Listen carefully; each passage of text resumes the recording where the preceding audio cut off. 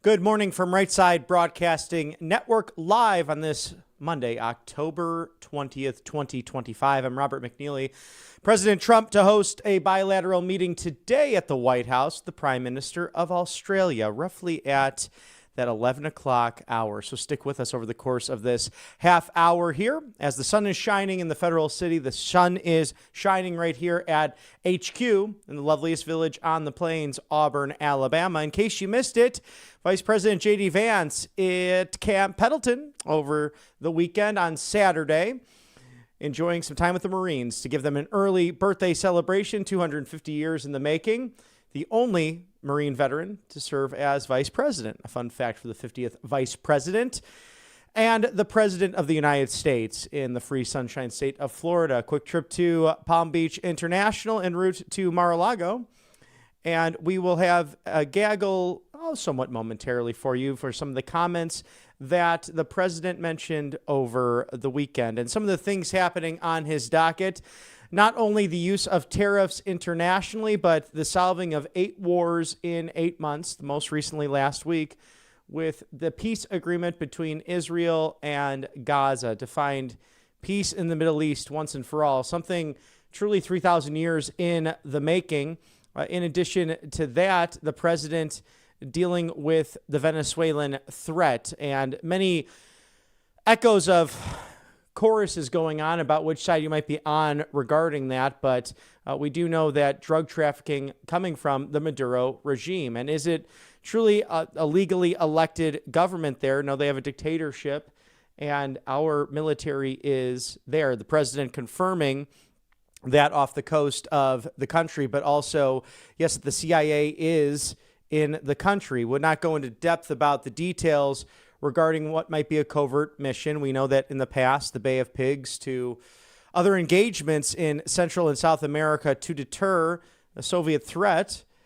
We have a situation where Venezuela and the communists working with now a much different Russia, but still one that stands to be potentially a threat internationally, and ultimately the Chinese Communist Party, which has really adopted what the Soviet Union once was. If you remember from roughly a couple of years ago, during the premier meeting of the Communist Party, it was Xi Jinping who forcibly removed his former counterpart. So you think about what the stronghold they've had not only over their citizens during COVID and the horrible working conditions, the concentration camps for Uyghur Muslims that they're sent there by train. We know this because of our satellite intelligence. They seek global domination.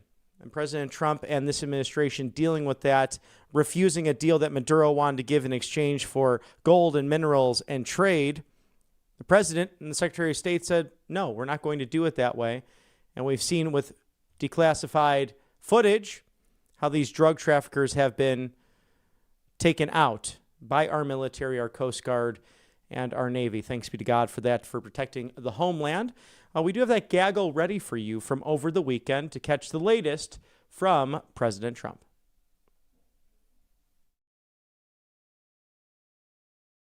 Very lot. You probably just saw the piece on Steve and Jared. It was very good.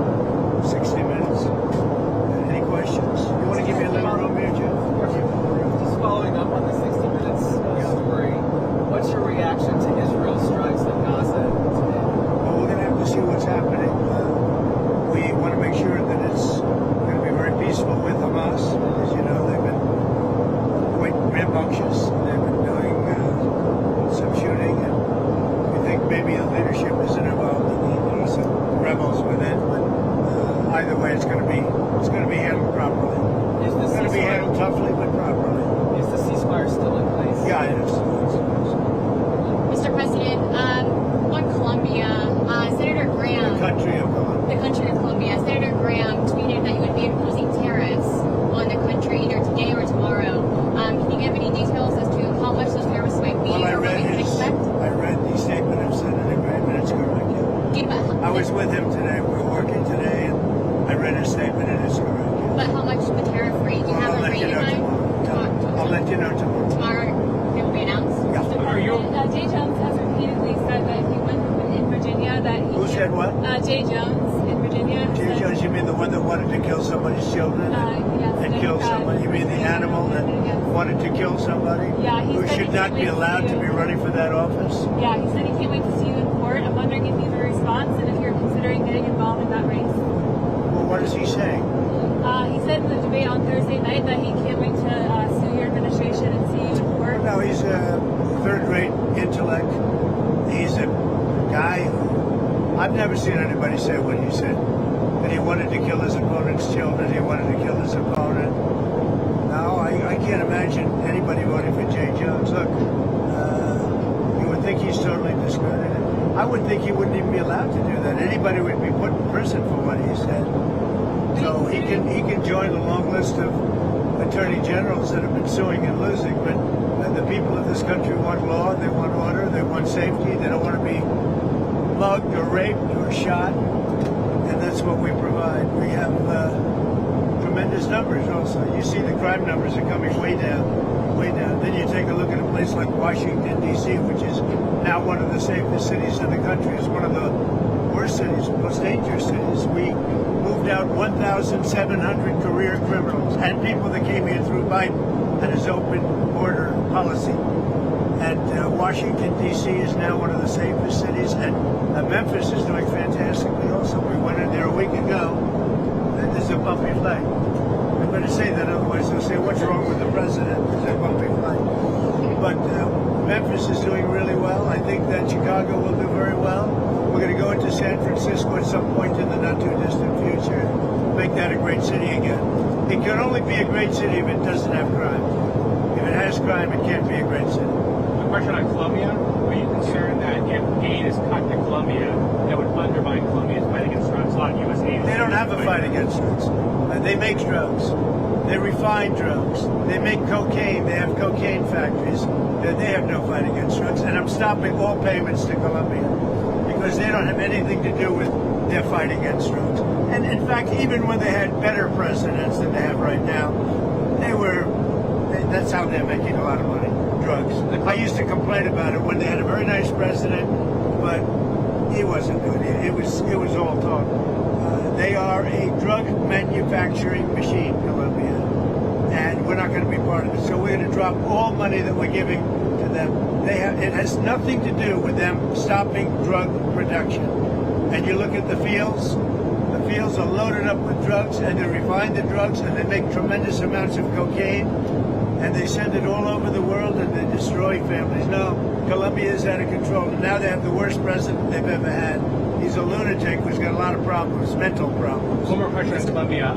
The Colombian president says that the U.S. killed a innocent Colombian fisherman in one of the strikes. Yeah, they said that when we shot down a submarine, that they were just fishing. This is a submarine. This was a submarine that was meant, by the way, this was a submarine that was meant for one reason and made for one reason, to carry massive amounts of drugs. Yeah, he agrees with that, but that's not the right strike that he's talking about. He's talking about a previous strike. Mr. President, on the shutdown, do you want to see the premium tax credits extended if the Democrats vote to reopen the government? Let me just tell you that there'll be no money given toward their crazy escalation of giving money to illegal aliens that came into the country totally illegally. I mean, they came in illegally.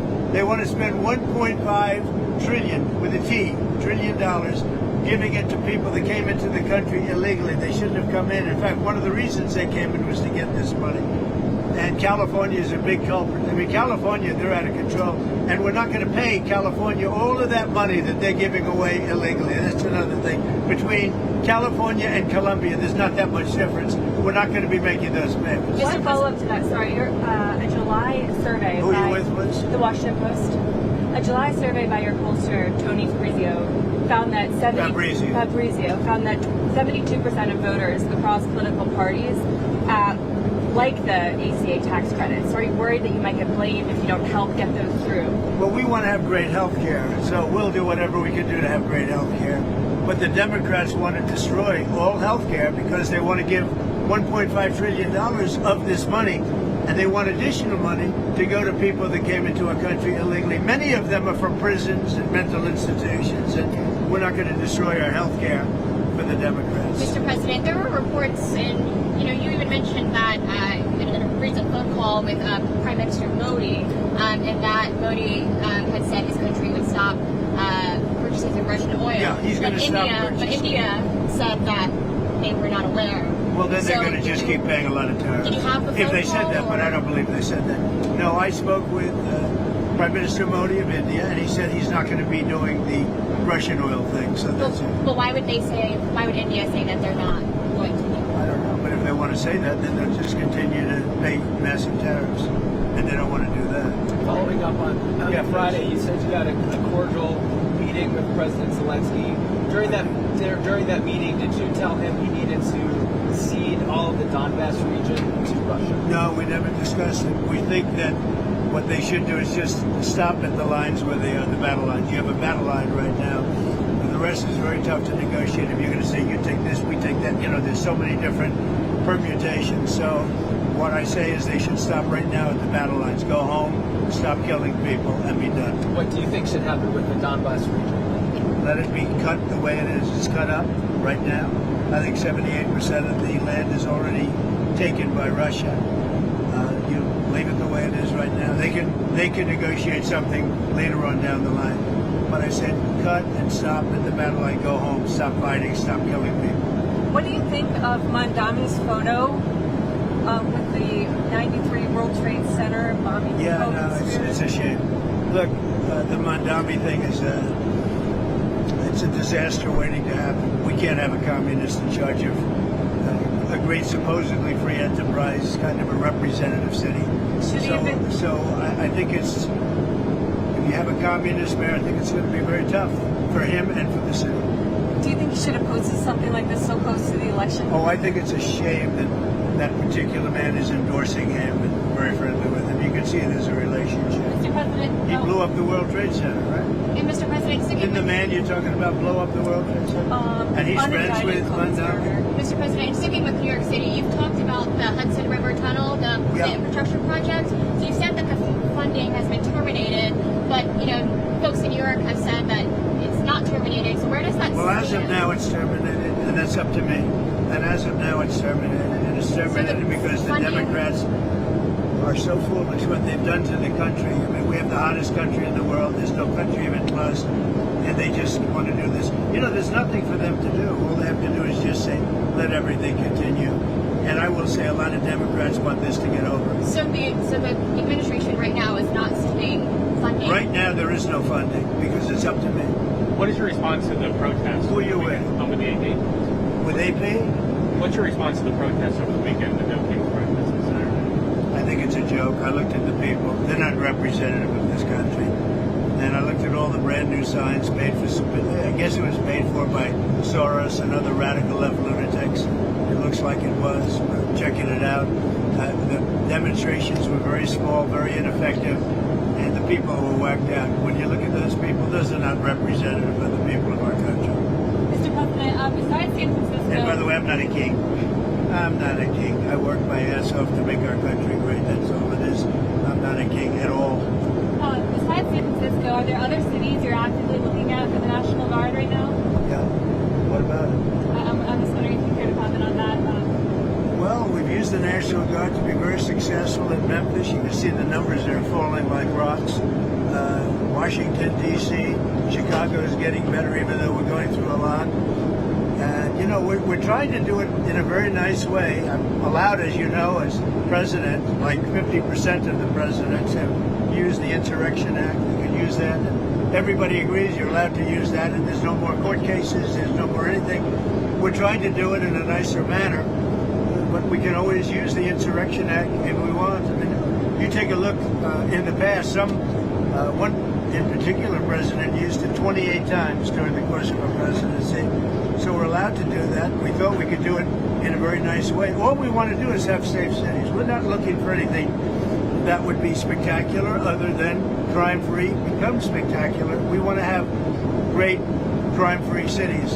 So I'd be allowed to use, if I wanted, the Insurrection Act, and then all of this nonsense would go away. You have the absolute right. It's the strongest power a president has, and you have the absolute right to do it. We wanted to go this route, but we get sued every time you look at somebody. You look at somebody the wrong way, and you end up getting sued. We just want no crime. We want to have crime-free cities. That's not a big... mean, it's pretty common sense, I think, but that's all I want is crime-free cities. I campaigned on it. It's become, I think, even more successful than we thought because of the tremendous success that we had literally in 12 days in Washington, D.C., and it continues. But Washington, D.C., we're so proud of it. People are eating in their restaurants. Restaurants are opening. All the stores and restaurants were closing. You couldn't walk down the street without being mugged or worse. And now it's a safe city. I mean, it's considered a very safe city. And it's safe because we took 1,700 people out of there and brought them back to where they came from. Yeah. You said you're going to South Korea to meet with China. I am. That's right. Can you tell us more about your goals for your trip to Asia? Where else you might be going? I have a very good relationship with President Xi of China. We're having disputes on things. They're paying us a lot of money, tremendous amount of money in tariffs, and they'd probably like to have it be less, and we'll work on that, but they have to give us some things too. Right now, China's paying a tremendous amount of money in tariffs, like they've never paid before. You know, they paid a lot during my first administration, my first term.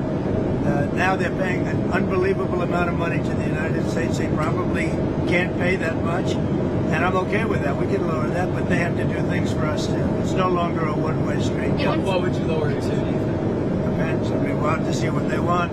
One of the penalties we have is because they're sending in fentanyl, we have a 20%, as you know, a 20% tariff on that. But they'd be paying about 157% tariff, which is, you know, record-setting type tariff.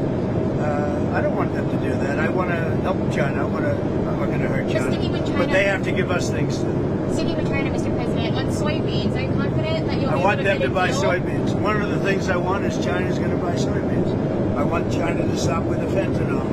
Very, you know, normal things. I don't want them to play the rare earth game with us. But you want them to, but do you think they will make a deal on soybeans? I do believe, yeah, because otherwise I'm not going to make a deal. No, I want them to buy.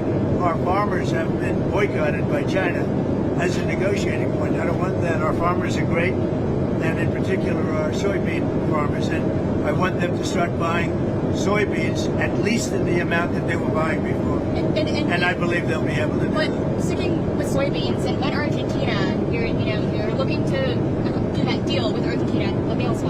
So With respect to beef? are we expecting a beef deal? I assume you're talking about beef. Yeah. No, to get beef prices down. The only price we have that's high is beef, and we'll get that down. And one of the things we're thinking about doing is beef from Argentina. No, but my question is, what do you have to say to U.S. farmers who feel that the deal is benefiting Argentina more than it is them, as they are a top Argentina's fighting for its life. Young lady, you don't know anything about it. They're fighting for their life. Nothing's benefiting Argentina. They're fighting for their life. You understand what that means? They have no money. They have no anything. They're fighting so hard to survive. If I can help them survive in a free world, I happen to like the president of Argentina. I think he's trying to do the best he can, but don't make it sound like they're doing great. They are dying. All right? They're dying. What do you mean by a beef deal, sir? We would buy some beef from Argentina. If we do that, that will bring our beef prices down. Because our groceries are down, our energy prices are down. Well, I think we're going to have $2 gasoline pretty soon. We're getting close. And everything's down. The one thing that's kept up is beef. And if we buy some beef, now I'm not talking about that much from Argentina, it would help Argentina, which we consider a very good country, a very good ally in a place. Although I must tell you, if you take a look now, South America is turning. The South American countries are starting to turn very much toward us. They're getting away from socialism, and you can go right down the pack. But they are starting to turn. It's pretty amazing. May I ask you about Israel again? Do you feel that Israel was justified with striking what it did? Striking where? In Gaza today and overnight? I'd have to get back to you on that. I'd have to get back. What is the next step? Because we're going to be determined. You know, all of that's is under consideration right now. It's under review. Mr. President, on Harvard. Who are you with? I'm with the Washington Post. That's what I thought. On Harvard, you said the other week that you had reached a deal, but we haven't heard anything. What's the holdup? Well, we reached a concept of a deal, but it's pretty complicated because under this deal would be $500 million. They're going to open up trade schools, and I love the idea of trade and trade schools like Harvard. So, you know, they get into like a vocational type school. And the one problem with it, it's very complicated. You know, when do they start? How do they start? Who do they use? You know, there's 1,000 different things, and we may just charge them a fine, big fine, $500 million fine. Mr. President, And they won't do it again. And if they do, we'll have to just charge them another fine. You haven't weighed in on the Virginia gubernatorial race that's in a few weeks. Do you plan to endorse with the lieutenant Well, governor? I think the Republican candidate is very good, and I think she should win because the Democrat candidate's a disaster. So I haven't been too much involved in Virginia. I love the state. I did very well in the state. But I will tell you, I think the Republican candidate is excellent, and I think the Democrat candidate is a disaster. So I mean, I watched her in the debate. She couldn't answer the most basic question. And, you know, a big thing with that race and also the race in New Jersey is going to be energy. Both of the Democrats are going to drive the energy prices through the roof. Through the roof. Your energy is going to double and triple. If the Republican gets elected, your energy is going to be coming down by 70, 80%. Thank you very much, everybody. Vote Republican. Should your Thank you to President Trump for those comments yesterday aboard Air Force One with the White House press pool, encamped with him on that very fine 757. I believe it's 757. It's a big plane. It's a great plane, and it's the best plane. As we celebrate this Monday morning with you, it's always a joy to be with you here at the live desk at Right Side Broadcasting Network. I'm Robert McNeely as President Trump hosting a bilateral meeting with the Prime Minister of Australia. We'll take that to you at 11 this morning. So a few minutes away as we thank allfamilypharmacy.com/RSBN. It's that time of year again where the person in your household, kid, spouse, whoever it might be, has that slight cold, and then all of a sudden the entire household is sick. What are you to do if you're unprepared?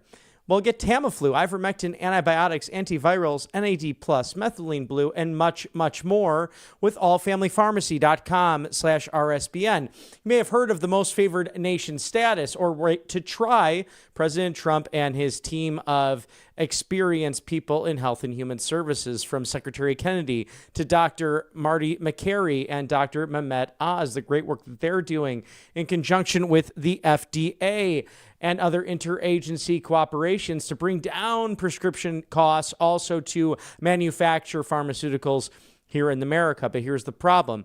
There are pharmacies out there that are not making money on generics, and they will actually not want you to receive things like ivermectin for those parasite cleanses.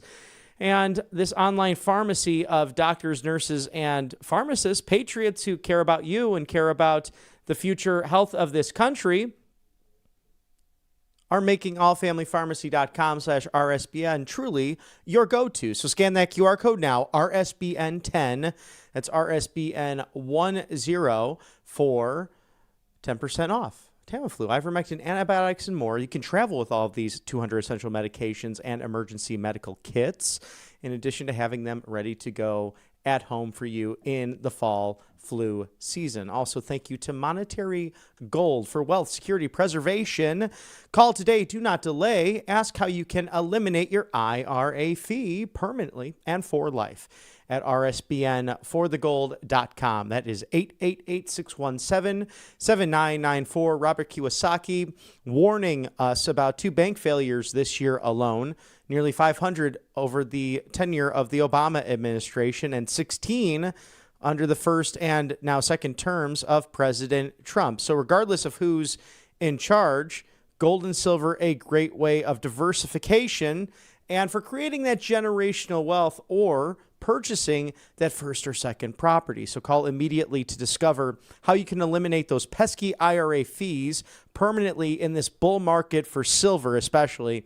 Gold and silver, protect your retirement, your income, your pensions, everything you've worked hard for with wealth and securities, and again, preservation, so the best in the business, with a complimentary presidential gold guide at Monetary Gold today. Thank you to Kalshi.com/RSBN to trade on literally anything. Here we go. We're 2 weeks away. Who will win that New York City mayoral race? Will it be the communist Democrat Zoran Mamdani? Will it be the former Democrat governor turned independent Andrew Cuomo? Does the Republican nominee Curtis Sliwa have a shot in this 3-way race? Will Bitcoin hit 150,000 before March of 2026? All of those questions and much more, like the Los Angeles Dodgers. Will they repeat the World Series championship? Trade on music, sports, politics, culture, everything right there at Kalshi.com/RSBN. So scan that QR code there.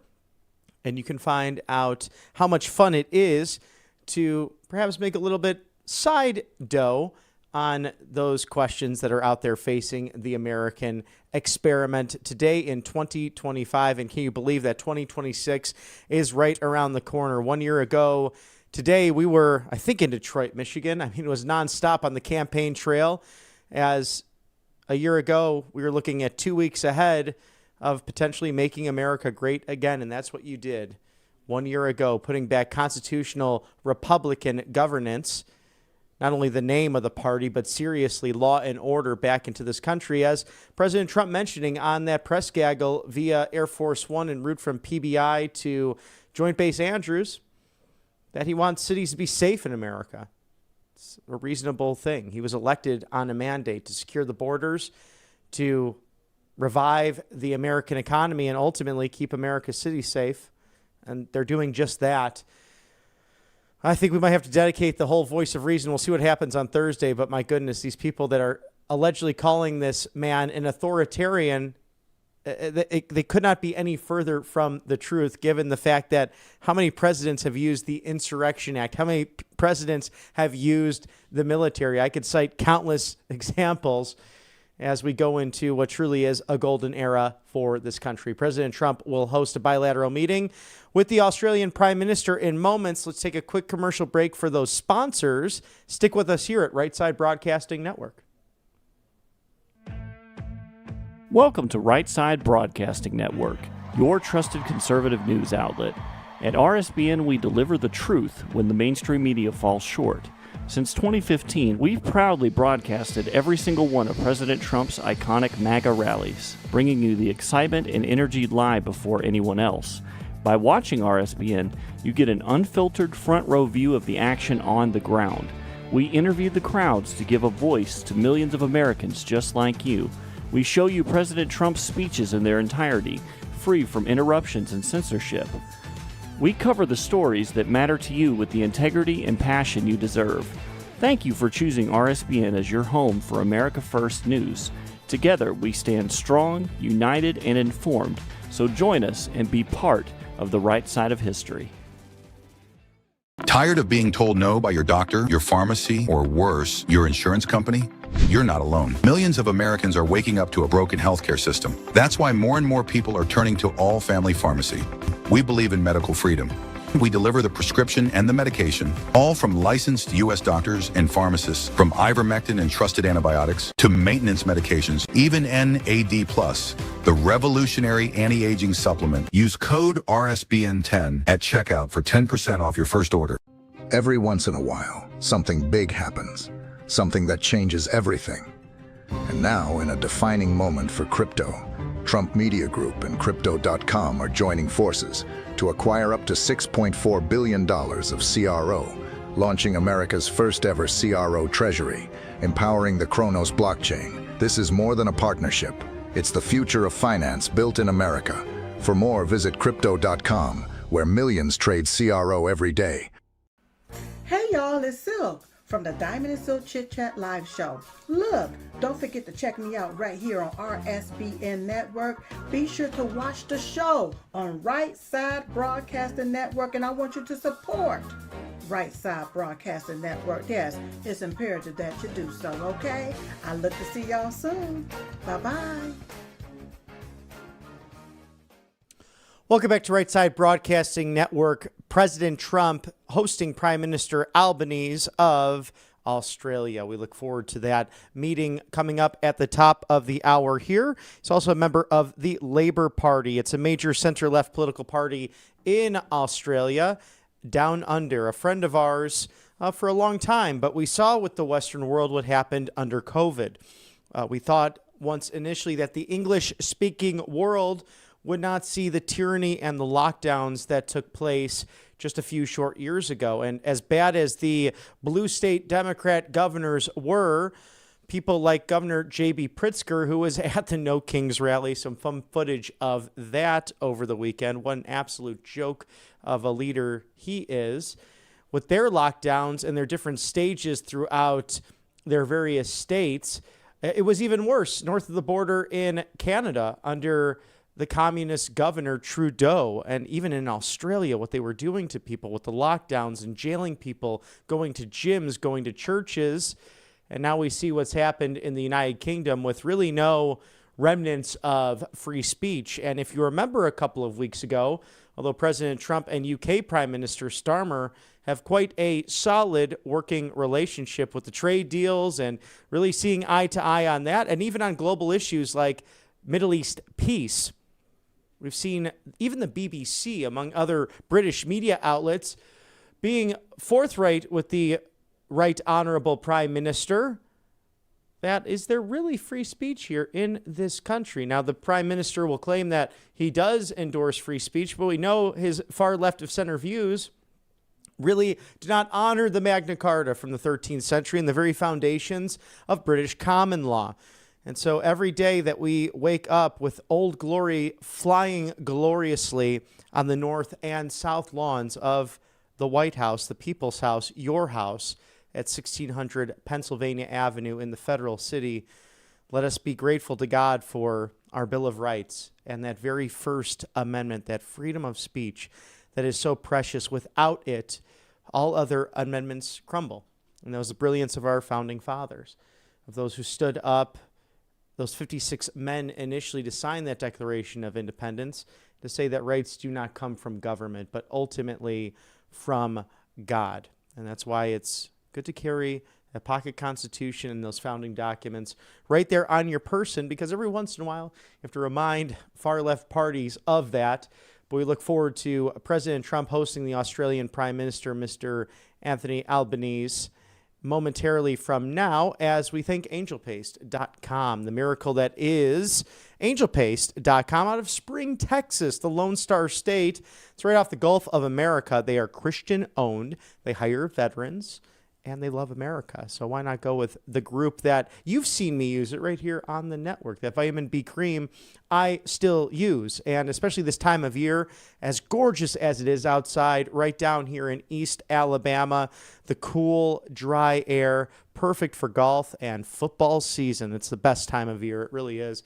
And it will keep your skin nice and smooth, hydrated, because sadly with that dry air comes dry hands at times. Also, the orange option, vitamin C infused, non-GMO, no chemicals, a facial spray so you can paint the town red. Many, many, many different products here at angelpaste.com. So experience the miracle that is a Christian-owned company. They hire veterans.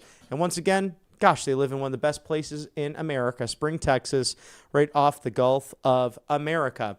Thank you to covepure.com/RSBN. Let's break down this machine and their clear wave technology. This is something that is not really a luxury anymore, but something that really needs to be in your household. As you can see, this reverse osmosis system that is leading the industry, not any bigger than the coffee maker you probably have right in the kitchen there. All health really starts in the gut, and it's good to wake up in the morning, not only do your morning prayers, but get yourself hydrated. Get that all through you. And we've seen things like Flint, Michigan, if you remember, with the lead crisis, with those pipes that were older than your grandparents because of Democrat infrastructure and the failure to keep up with city infrastructure, and it can poison people. It could lead to cancer, liver damage, stomach failure. You don't want to do that for your family. So protect what matters most. Drink pure, live pure.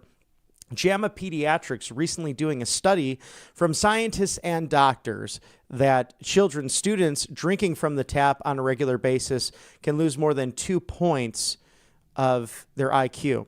And we know the kids, God knows my nieces, they love to do that in the summertime, drink from the hose. No, get them away from that. Get them to covepure.com/RSBN. This is so serious that Secretary Kennedy, devoting his life to this, to get fluoride and pesticides, agricultural runoff, and toxins out of the water, working with governors for the MAHA agenda, even Utah and Florida, introducing legislation, very popular as well, to remove fluoride from the water. So protect yourself, protect your family. covepure.com/RSBN, a great deal at $200 off right now.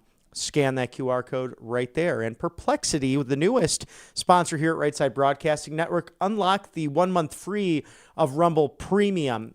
the new AI-powered web browser called Comet. Browse at the speed of thought.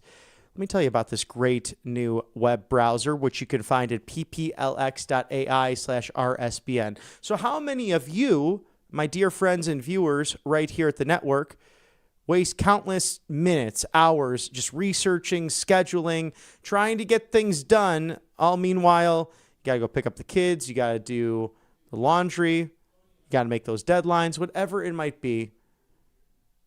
Get the personal assistant, literally, that's living in your web browser. So I'll explain this here. If you live on the West Coast and your business partner's on the East Coast, 3 hours separate you, but you have to get ready for that big AI tech conference coming up.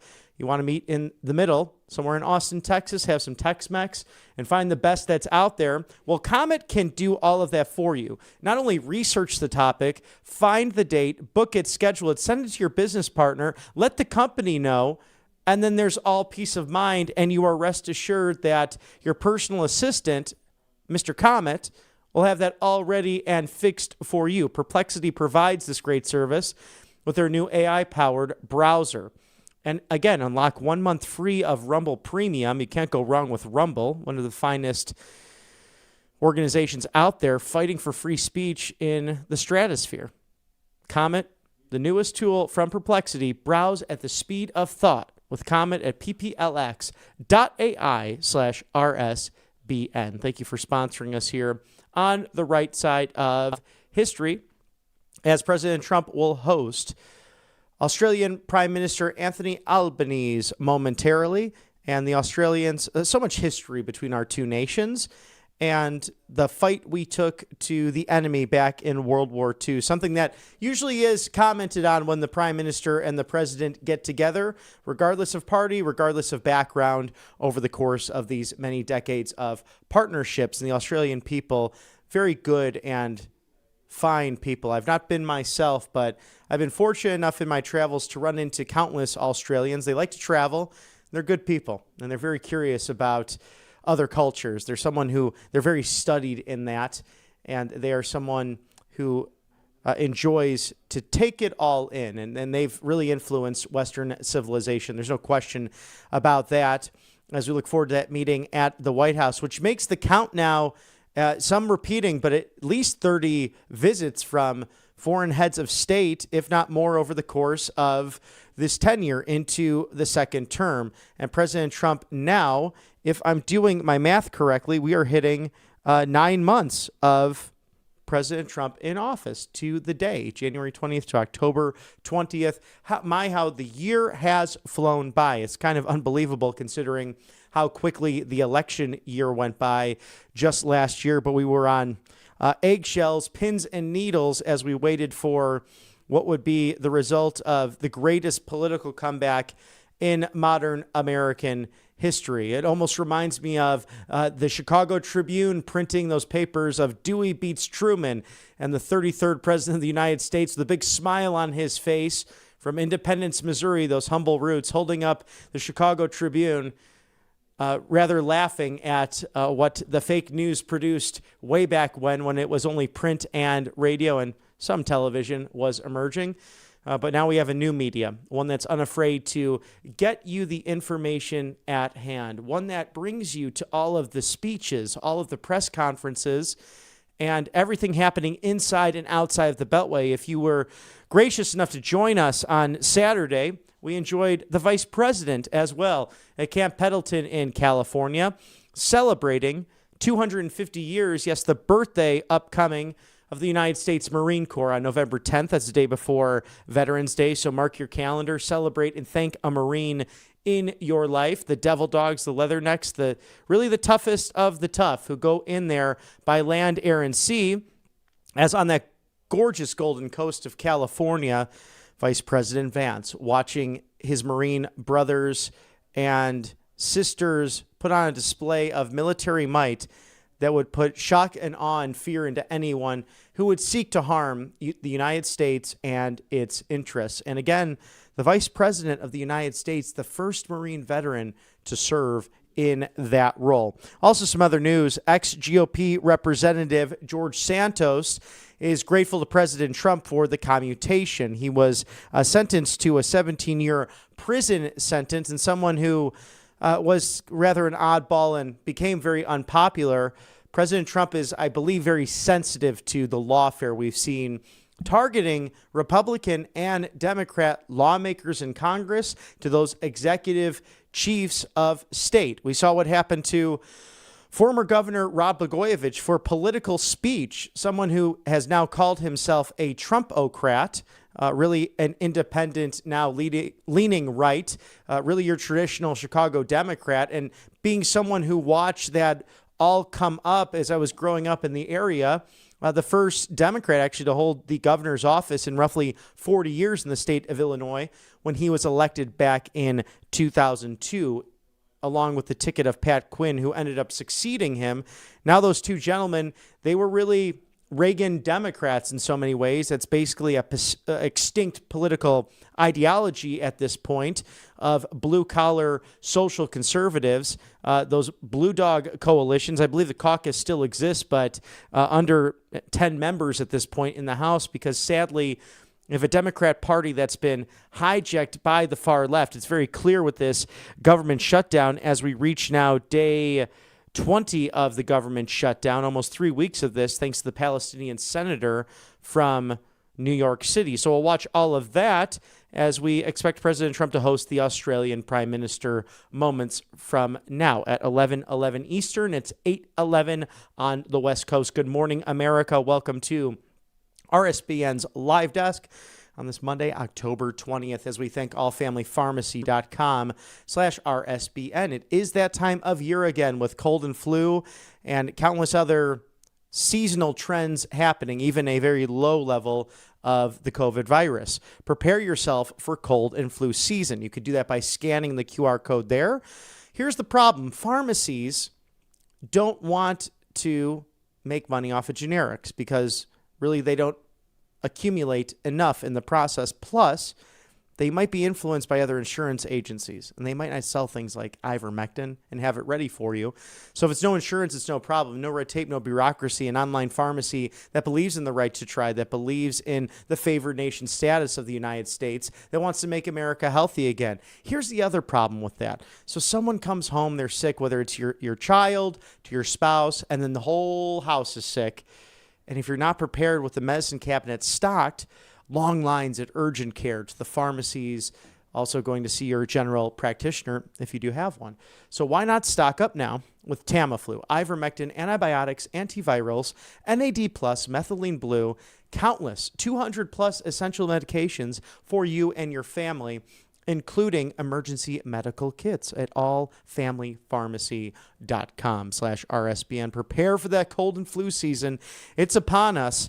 With code RSBN, 10% off of your order.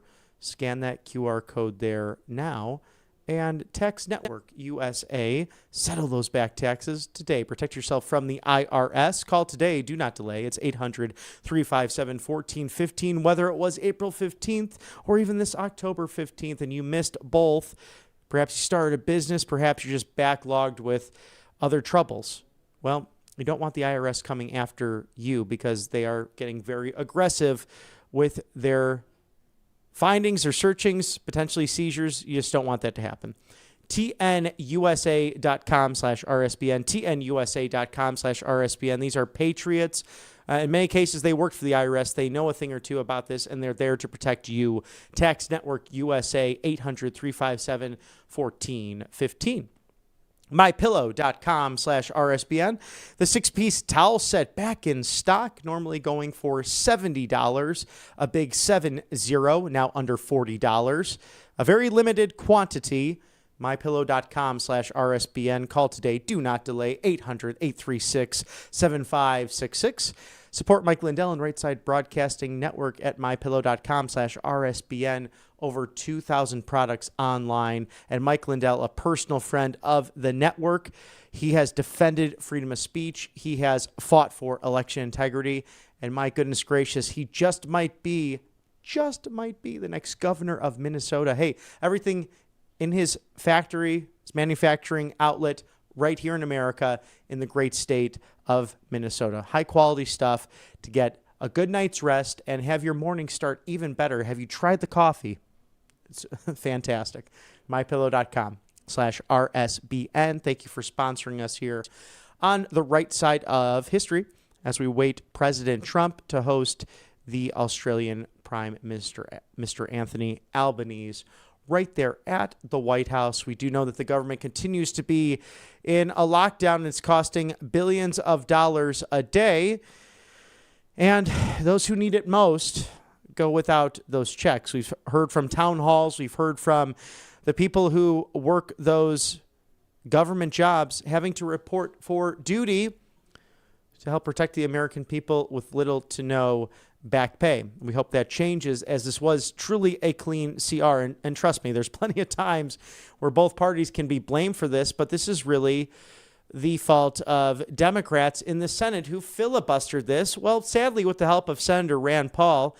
I don't understand the Kentucky Republicans at times and their reasoning for things, but you need 60 votes for this threshold for this clean continuing resolution. House Speaker Mike Johnson, House Republican leadership, they've done their due diligence. It's now in the hands of Chuck Schumer from New York City, the Senate Minority Leader, and Hakeem Jeffries, his Minority Leader in the House. We are seeing very quickly how, with the exception of the heartland of Illinois, the Democrat Party in America is truly becoming a bi-coastal party, solely influencing California and New York radicals. He's afraid that AOC will run against him. But it's time, as Secretary Bessent mentioned last week, for Senate Democrats, the few moderates left, to come together and just open up the government and have that debate. This is all over wanting to fund illegal alien health care provided by you, the generous taxpayers of the United States of America. As that happens, we will take a quick commercial break for sponsorships. Stick with us here at Right Side Broadcasting Network. The President of the United States meeting with the Prime Minister of Australia. Welcome to Right Side Broadcasting Network, your trusted conservative news outlet. At RSBN, we deliver the truth when the mainstream media falls short. Since 2015, we've proudly broadcasted every single one of President Trump's iconic MAGA rallies, bringing you the excitement and energy live before anyone else. By watching RSBN, you get an unfiltered front row view of the action on the ground. We interview the crowds to give a voice to millions of Americans just like you. We show you President Trump's speeches in their entirety, free from interruptions and censorship. We cover the stories that matter to you with the integrity and passion you deserve. Thank you for choosing RSBN as your home for America First News. Together, we stand strong, united, and informed. So join us and be part of the right side of history. Tired of being told no by your doctor, your pharmacy, or worse, your insurance company? You're not alone. Millions of Americans are waking up to a broken healthcare system. That's why more and more people are turning to All Family Pharmacy. We believe in medical freedom. We deliver the prescription and the medication, all from licensed U.S. doctors and pharmacists, from ivermectin and trusted antibiotics to maintenance medications, even NAD+, the revolutionary anti-aging supplement. Use code RSBN10 at checkout for 10% off your first order. Every once in a while, something big happens, something that changes everything. And now, in a defining moment for crypto, Trump Media Group and Crypto.com are joining forces to acquire up to $6.4 billion of CRO, launching America's first ever CRO treasury, empowering the Kronos blockchain. This is more than a partnership. It's the future of finance built in America. For more, visit Crypto.com, where millions trade CRO every day. Hey y'all, it's Silk from the Diamond and Silk Chit Chat live show. Look, don't forget to check me out right here on RSBN Network. Be sure to watch the show on Right Side Broadcasting Network, and I want you to support Right Side Broadcasting Network. Yes, it's imperative that you do so, okay? I look to see y'all soon. Bye-bye. Welcome back to Right Side Broadcasting Network. Good morning, America. I'm Robert McNeely. For all of my colleagues here at Right Side Broadcasting Network, we hope you had a wonderful weekend of college football, pro football, family, friends, and church. And we know that our friends on the far left, we're at no Kings rallies, which is rather just ironic because you're not really allowed to organize and rally against a so-called king if there was one here. So that was actually fun to watch some of that, as most were paid agitators funded from George Soros, not Republican talking points or hyperbole, actual fact. And the money trail leads back to someone who truly hates this country. I'm not sure why he's allowed to be a free man here, perhaps not for much longer. We'll see what happens there. Do you get a lot of spam calls as well? I've been getting a lot lately. I just read somewhere that thousands are going out. This is the most since 2019. So be careful the information if you don't recognize on the other end what you're sharing with those calling. We also saw that a Vermont legislator, part of that Telegram texting scandal with some in the Young Republican organization. He has resigned as a result of anti-Semitic tropes and racist comments. Sad to see. I just think it's really kind of a small group of very, very minority voices out there, because it's a wonderful organization. The Young Republicans have been involved for countless years now, and the vast majority very good people. So think twice before you write something just goofy. And for those out there that did that, they really should apologize for making such ridiculous comments. But the President of the United States continues with some R&R in Mar-a-Lago. Many meetings, and then as he will prepare to meet with Australian Prime Minister Albanese upcoming here as cut number one, Mr. Producer, Mark Savaya will be serving in a role of special envoy to the Republic of Iraq. Mark's deep understanding of the Iraq-U.S. relationship and his connections in the region will help advance the interest of the American people. Mark was a key player in my campaign in Michigan, where he and others helped secure a record vote with Muslim Americans. Congratulations, Mark. Yes, and congratulations are in order to Mark Savaya. And then cut to Mr. Producer with President Petro of Colombia is an illegal drug leader strongly encouraging the massive production of drugs in big and small fields all over Colombia. It has become the biggest business in Colombia by far, and Petro does nothing to stop it, despite large-scale payments and subsidies from the United States of America that are nothing more than a long-term ripoff of the United States. As of today, these payments on any other form of payment or subsidies will no longer be made to Colombia. The purpose of this drug production is the sale of massive amounts of product into the United States, causing death, destruction, and havoc. Petro, a low-rated and very unpopular leader with a fresh mouth toward America, better close up these killing fields immediately. The United States will close them up for him. It won't be done nicely. Thank you for your attention to this matter, President Donald J. Trump. So for those really questioning potential operations in Colombia and Venezuela and the military surrounding these narco-terrorists, all I have to say is this. Think about the 120,000, mostly young people, murdered because of fentanyl trafficking and poisons that came pouring into this country under the Otto Penn administration.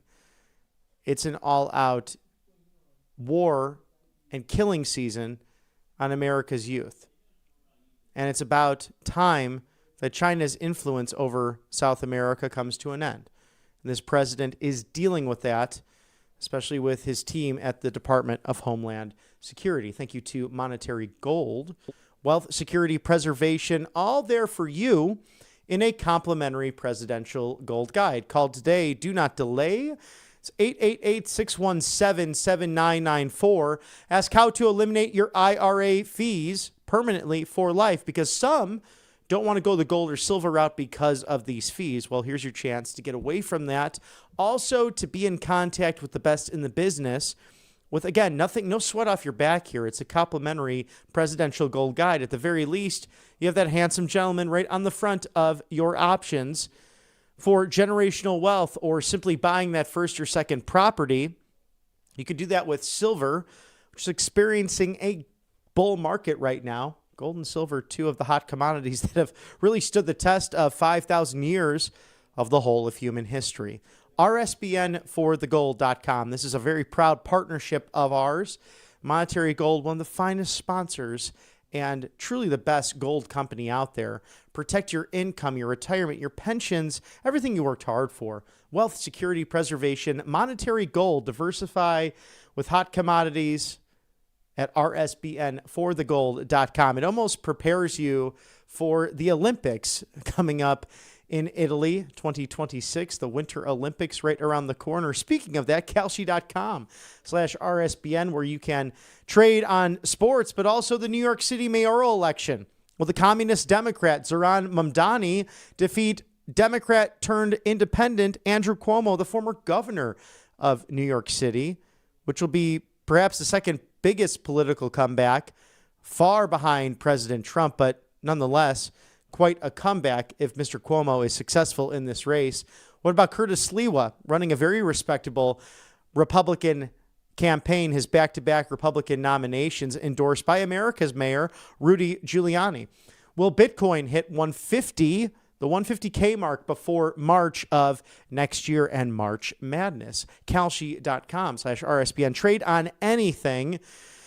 And the Super Bowl coming up February 8th, 2026. We look forward to alternative programming for the Super Bowl halftime show. How will that all shape out? Well, those questions asked on Kalshi.com/RSBN. Trade on anything right there. It's a fun site. I encourage you to check it out today. We'd also like to thank you, the viewers here at Right Side Broadcasting Network. And if you would be so kind to donate, as we are taking on a legacy media, one that in many cases is false or has an anti-American agenda.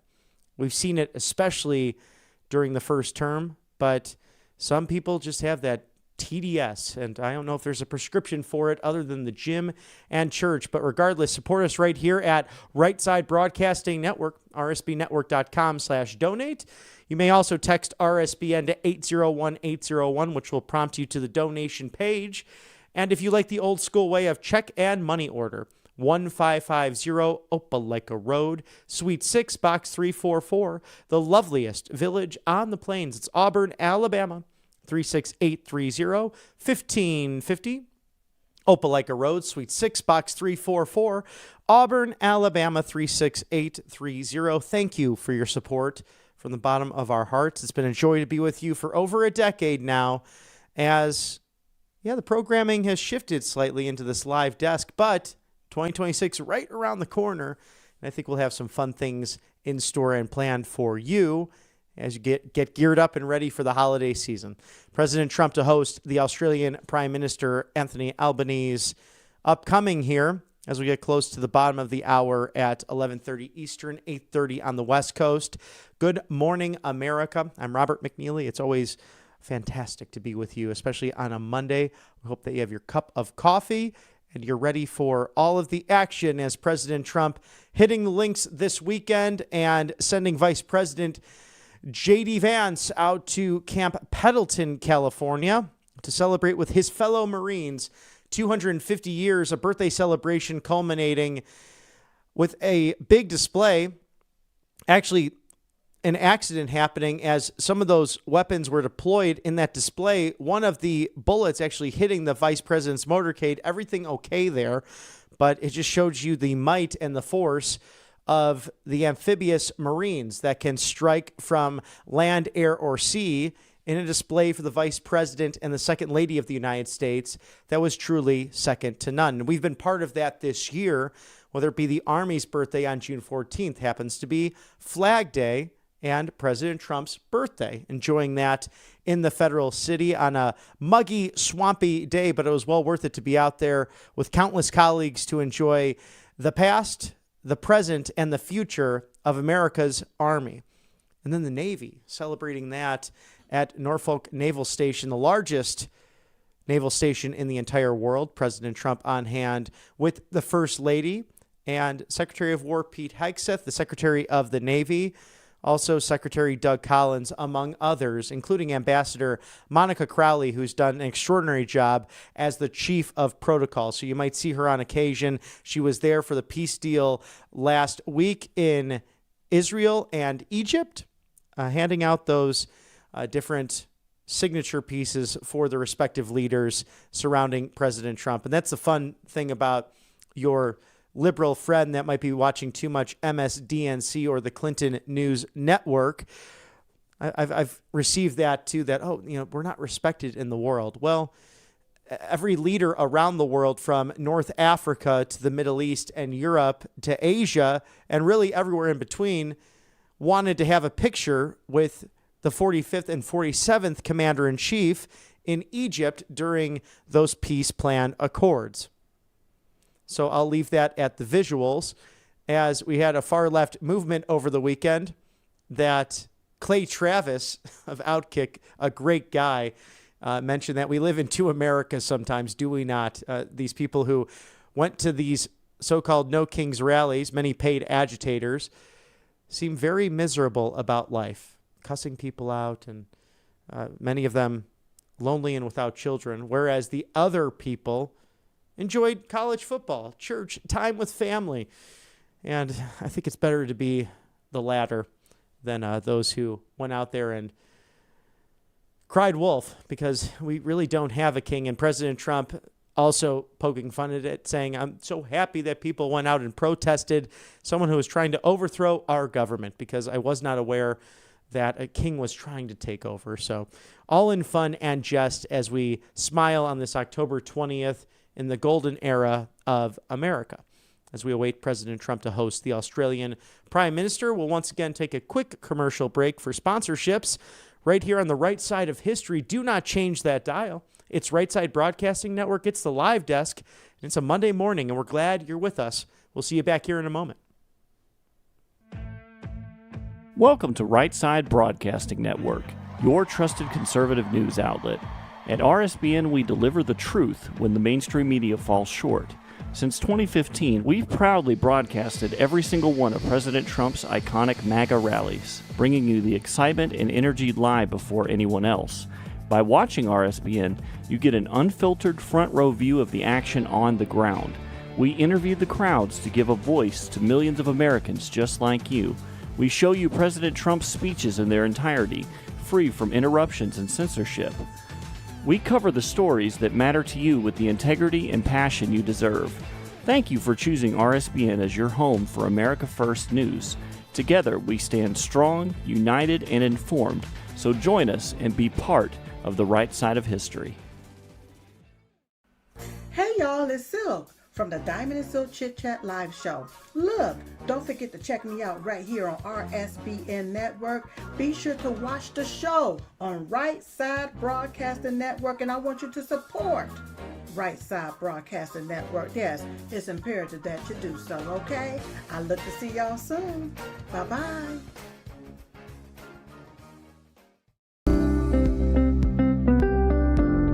allfamilypharmacy.com/RSBN. You can scan that QR code now, RSBN10. That is the code, easy to remember, for 10% off. This is ivermectin, hydrochloroquine, antibiotics that will save you and yours from bacterial and viral infections, NAD+, and much, much more. 200 essential medications and emergency medical kits, the meds you trust delivered to your door. Good morning, America. Welcome back to Right Side Broadcasting Network. I'm Robert McNeely, the President of the United States, Donald J. Trump, meeting with the Australian Prime Minister, Anthony Albanese. He is a member of the Labour Party of Australia, a main center-left party that's one of the larger ones there in the Down Under, if you've been on the other side of the world practically, but a partner of ours from World War II on, a former British colony, and a place where, sadly, in the English world can be completely locked down. And although the differences that might be in a lot of the English-speaking world right now with the United States of America, as we've seen more leftist thinking hitting places like Australia, to Canada, to the United Kingdom, President Trump having strong relationships and even mentioning, especially to our friends at the North with Mark Carney, the prime minister there now, that President Trump said he actually works better and can do more with a liberal prime minister at times, which I thought was a very interesting statement, specifically with Canada.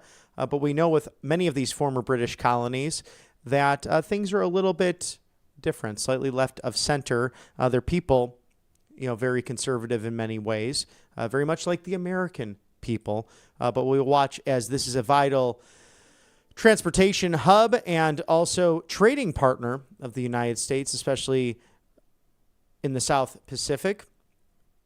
So we look forward to that meeting coming up from the West Wing. Also breaking in the news as well, President Trump had to enter Air Force One from PBI en route to Joint Base Andrews.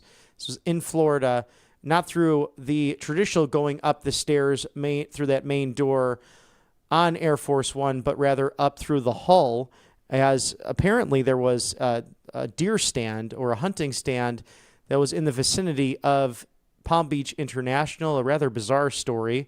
We'll keep our eyes on that, as the site and scope could have easily been within the purview of Air Force One. So I was talking to someone about this earlier. Perhaps they put Air Force One in a hangar, bring the beast to the hangar so he could go up the stairs that way to keep the president safe, given that there's been already 2 official threats on his life. One, thank God, was not, or both not successful, but the first one, my goodness, I mean, we all remember Butler, Pennsylvania, and how horrible that was. But this man, he's probably the bravest to have pursued this. I think a lot of other 79-year-olds would want to perhaps just be retired and golfing every day, so I'm glad that he gets a chance to golf at least on the weekends when he can, after a week from last week that was extraordinary. Peace in the Middle East, something 3,000 years in the making. This president, along with Prime Minister Benjamin Netanyahu, forging through for peace in Gaza. And as that is ongoing and continues to develop with key parts of that, 20 hostages, the final hostages, coming home. And sadly, remains as well of those of the total 48 that were remaining in the hostage, or as hostages in the custody of the terror-ridden group Hamas. So we'll watch all of that closely as the 20th day of government shutdown continues, thanks to Senator Chuck Schumer of New York, the minority leader who wants to extend his political career because he's afraid of the far left in his party. He's afraid of AOC, who actually could have a very successful primary campaign.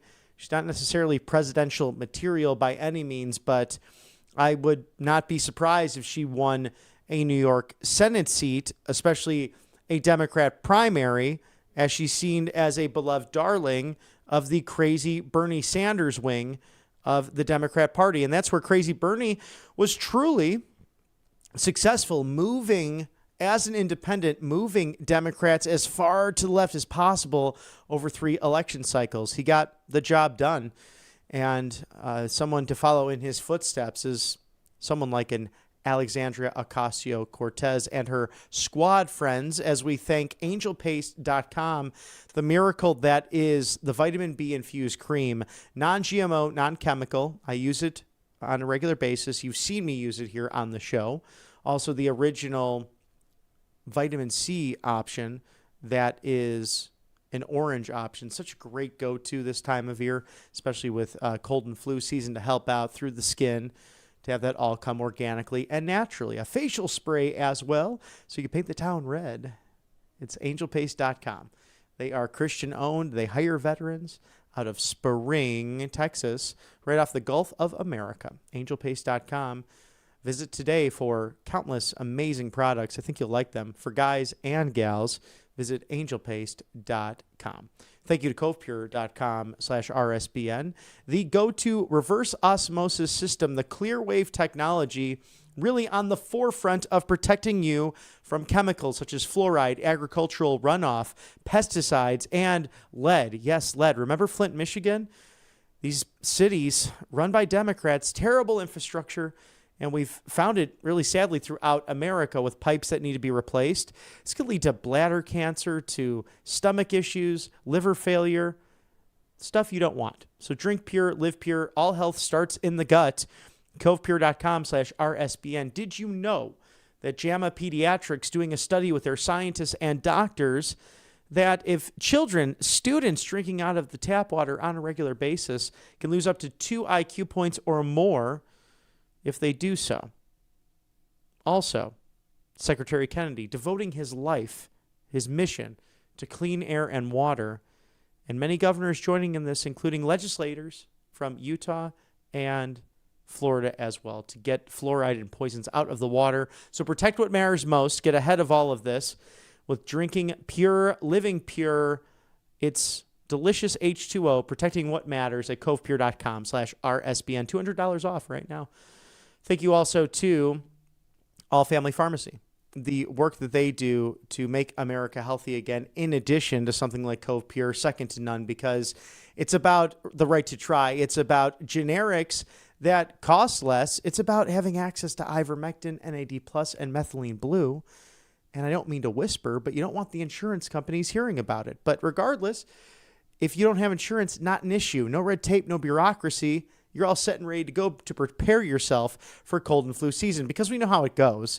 Someone comes home with that cough, and then that turns into flu or fever. Then the whole house is sick. And then you have a backup of urgent care to pharmacies to general practitioners trying to get the kids sick or healthy and ready to get back to school after they've been sick. So stay ahead of that with Tamiflu, ivermectin, antibiotics, much, much more.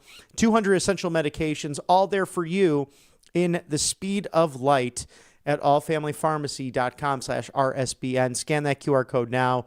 Code RSBN10, 10% off. It's a good way to go. You can also travel with these medications very easily, whether by plane, train, or automobile as we get close to the holiday season. Prepare for cold and flu season right at allfamilypharmacy.com/RSBN as we're getting close to a quarter to high noon on the East Coast and a very fine morning in the United States of America. The sun is shining on the federal city. Oh, the sun is shining down here too on the loveliest village on the plains in the Sun Belt. Really, there's no better place to be as President Trump hosting Australian Prime Minister Albanese. We'll take you there now to the West Wing.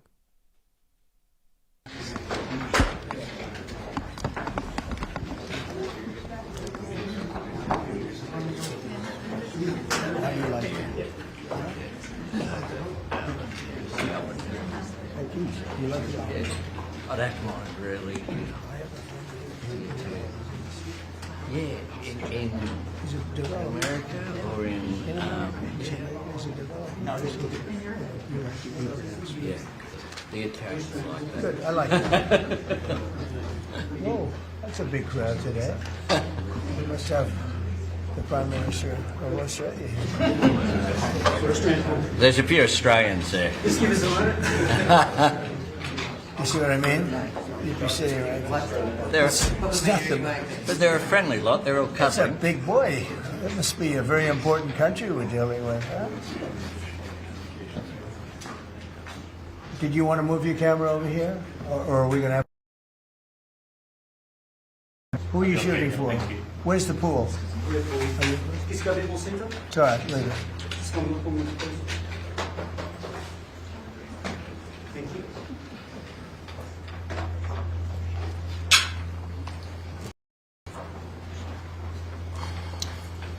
Well, thank you very much. It's great to have the Prime Minister of Australia. Fantastic place. A lot of friends over there, and this is one of them right here.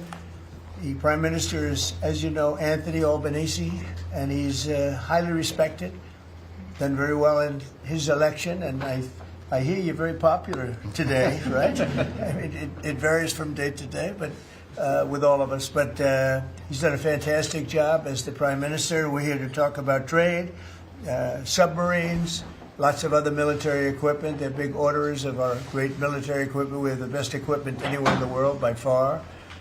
And, oh, you got to watch that. Watch that. You're not allowed to break that. That mirror is 400 years old. A camera just hit the mirror. I just moved it up here special from the vaults, and first thing that happens, the camera hits it. Hard to believe, isn't it? Hard to believe, but these are the problems in life.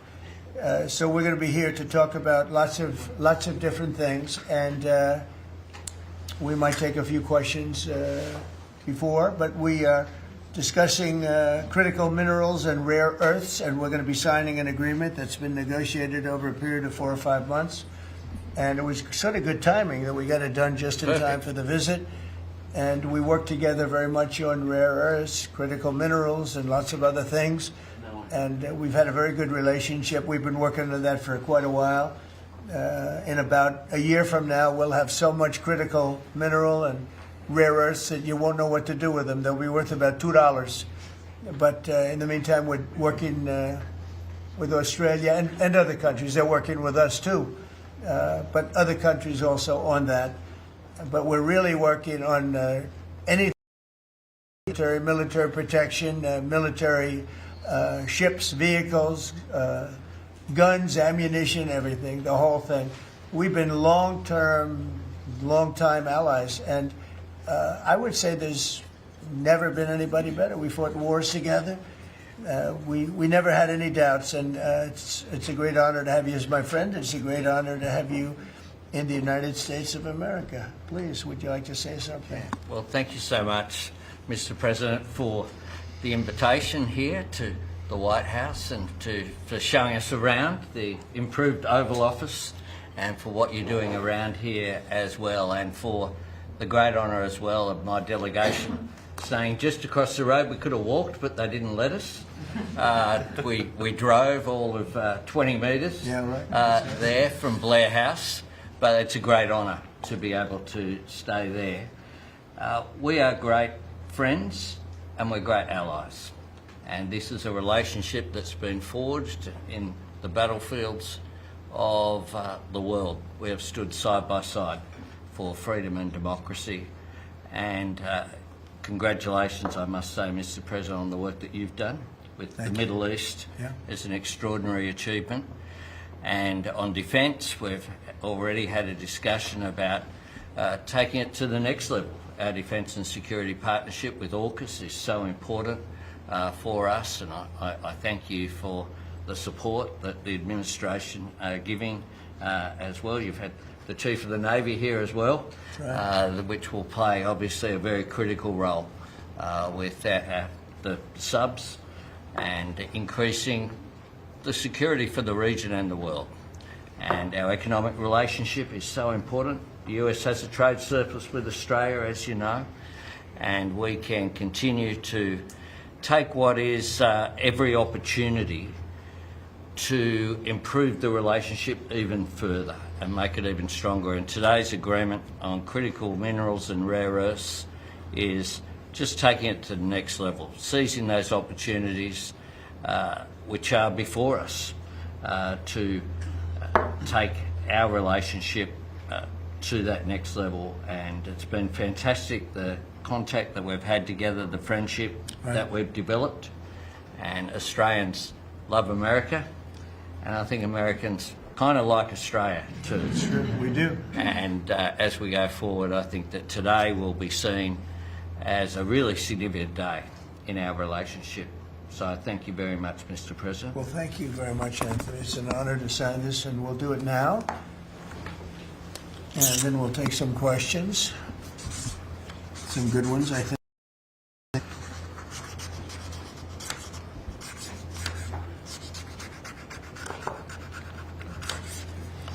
Okay.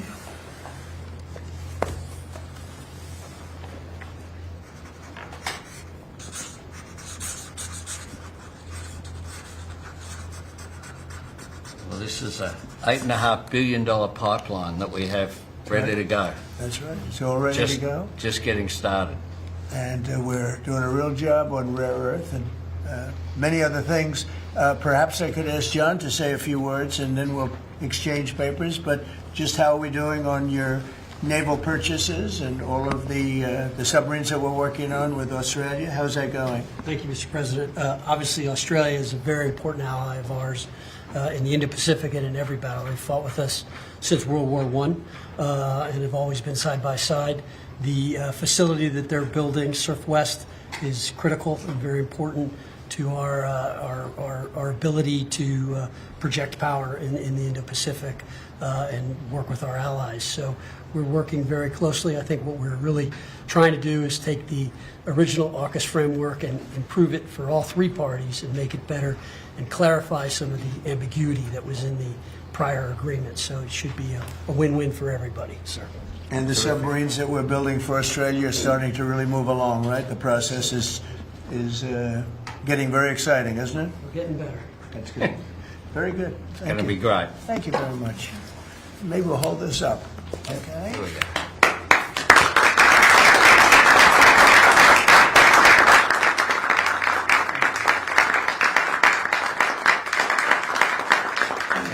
Thank you very much. President.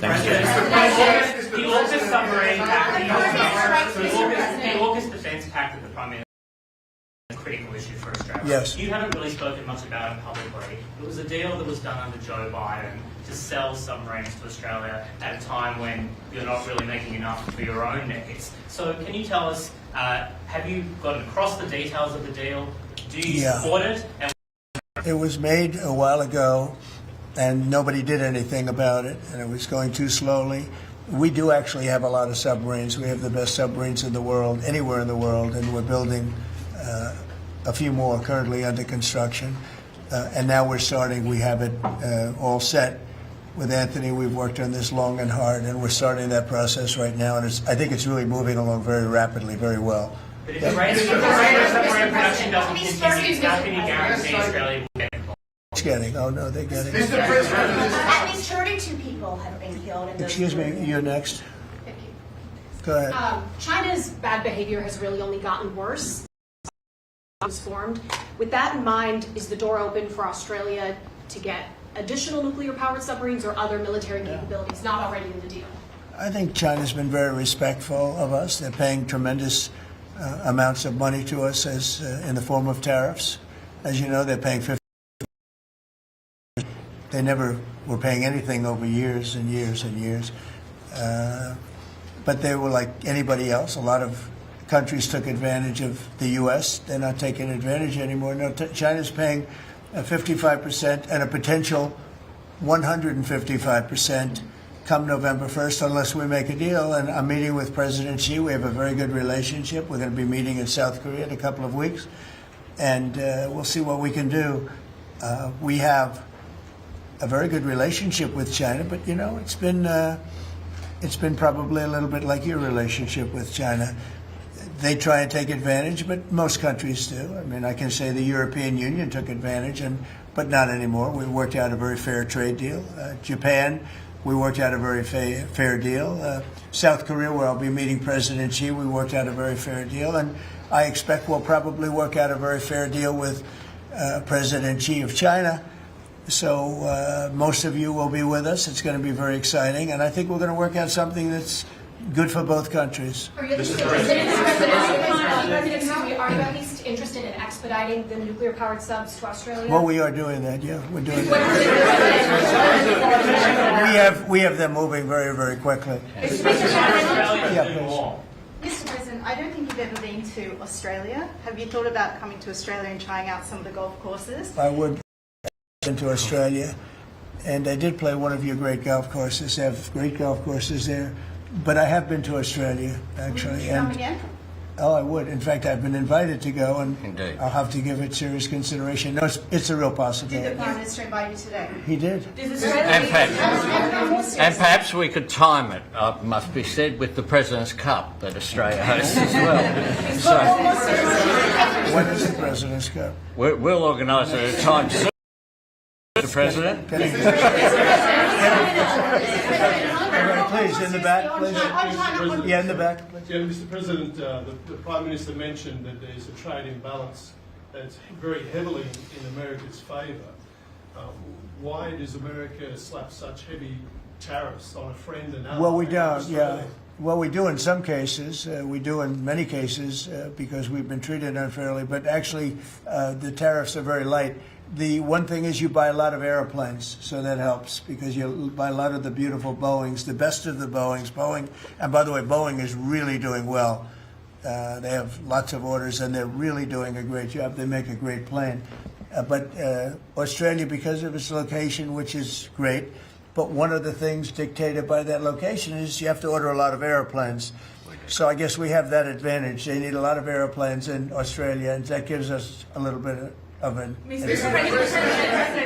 Mr. President, your Secretary of War, Pete Hegseth, in his Shangri-La speech in, I think it was May, warned about the potential likelihood or threat of President Xi ordering an invasion of Taiwan.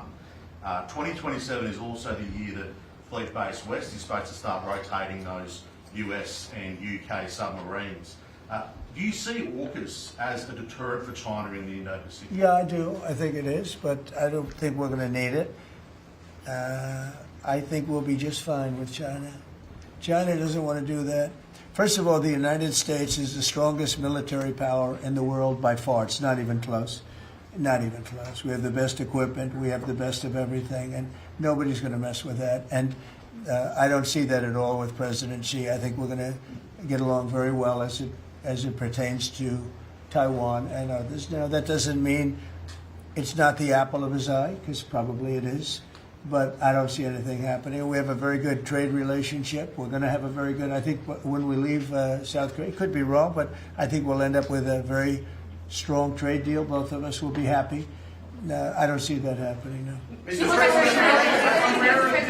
the trade surplus that the US enjoys with Australia, would you consider lifting the tariffs that you've imposed on Australia? And can you give us any details about the critical... Yeah, well, the tariffs have been amazing because, tariffs have been really a reason that I was able to settle almost all of the, I've settled 8 wars in 8 months. Not bad. I have one more to go. It's Russia, Ukraine, and I think we'll get there, but it's turned out to be nasty because you have 2 leaders that truly hate each other, You can't have it all, right? They hate each other beyond all else, and it makes it actually a little bit difficult. But we try, of the 8 deals, I would say because of tariffs, 4 or 5 of them were settled. It's an amazing thing, the power of tariffs in terms of our country.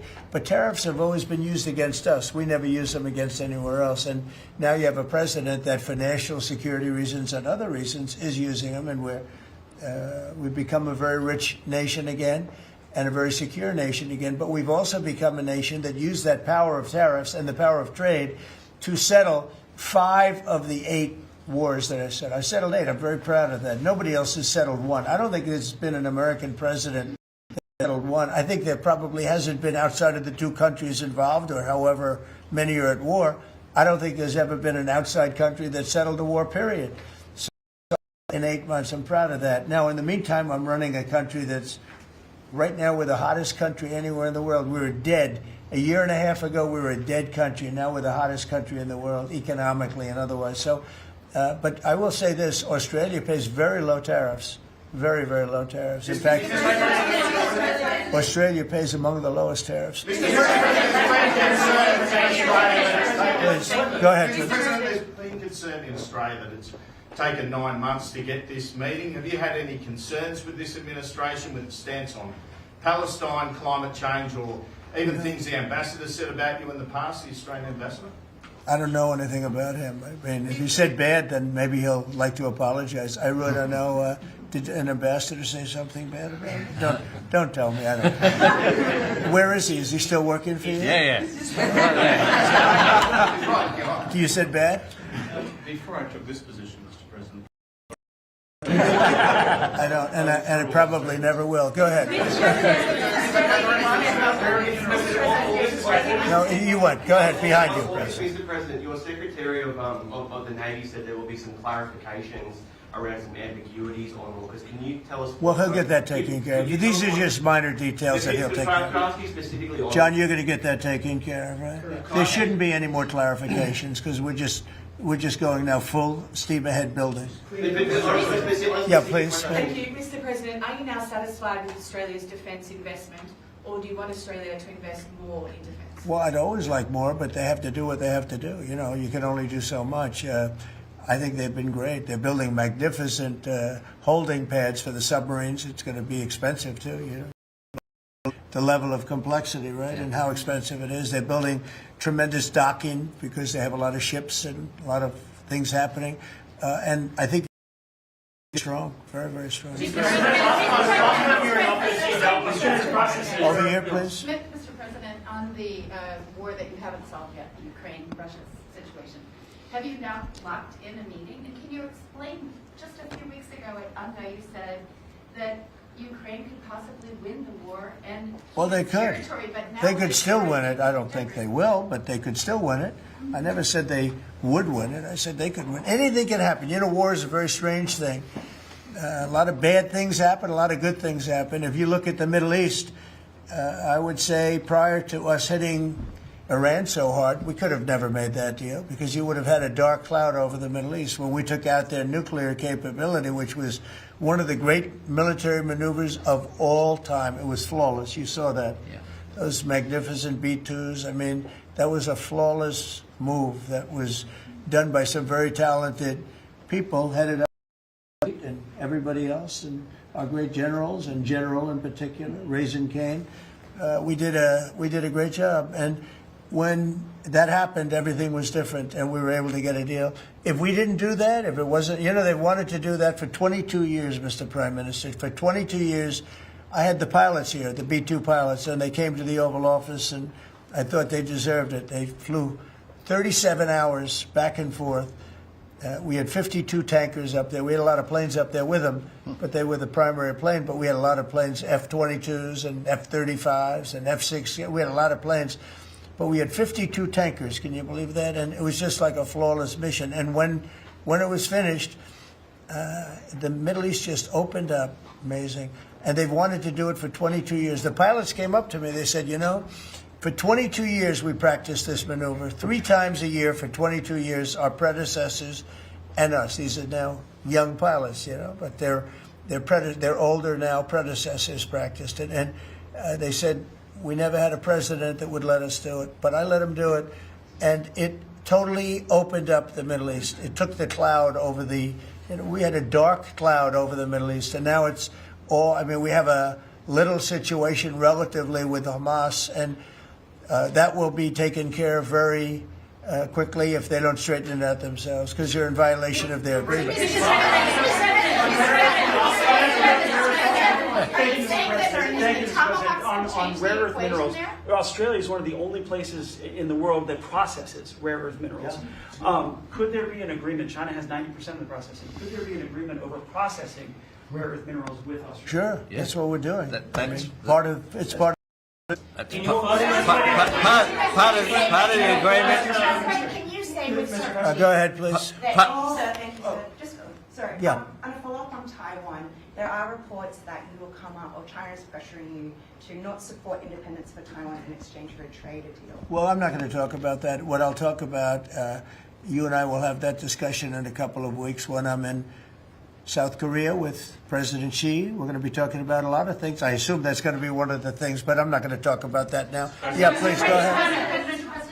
You just alluded to the violence in the Middle East. What steps is the administration taking to maintain the ceasefire? Well, a lot of steps, and right now it's in the hands of others. You know, we have 59 countries that agreed to the deal. We have a peace in the Middle East for the first time ever. We made a deal with Hamas that, you know, they're going to be very good, they're going to behave, they're going to be nice, and if they're not, we're going to go and we're going to eradicate them if we have to. They'll be eradicated, and they know that. So they went in. They went in, and I don't believe it was the leadership, but they had some among themselves, and they killed some people, you know, a lot of people. But this is a violent group. You know, you probably noticed over the last 100 years, this is a very violent group of people. And they got very rambunctious, and they did things that they shouldn't be doing. And if they keep doing it, then we're going to go in and straighten it out, and it'll happen very quickly and pretty violently, unfortunately. Go ahead. just following up on that question, when you say we are going to eradicate Hamas, who is we? Does that include American boots on the ground? No, it won't be on the ground at all. We don't need to because we have many countries, as you know, signed on to this deal. The way I view it, 59 countries and unanimous. There's never been, nobody ever believed us. Countries that 4 months ago didn't like each other and now they're all aligned together. I mean, we've had countries calling me when they saw some of the killing with Hamas, saying we'd love to go in and take care of the situation ourselves. In addition, you have Israel would go in 2 minutes if I asked them to go in. I could tell them, go in and take care of it. But right now we haven't said that. We're going to give it a little chance, and hopefully there will be a little less violence. But right now, you know, they're violent people. Hamas has been very violent. But they don't have the backing of Iran anymore. They don't have the backing of really anybody anymore. They have to be good. And if they're not good, they'll be eradicated.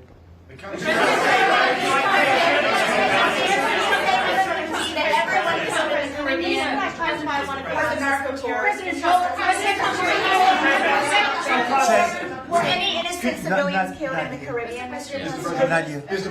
Go on, please. Could the Prime Minister weigh in on more? Yeah, absolutely we can, and we have the capacity to do so. And part of this deal is very $8.5 billion pipeline. There'll be $1 billion contributed from Australia and the United States over the next 6 months, with projects that are immediately available. There's 3 groups of projects. Ones that are joint activities between Australia and the United States, such as Alcoa. Secondly is projects that will be US investment that the US will undertake in Australia, including processing, and then ones that Australia will undertake, some as well.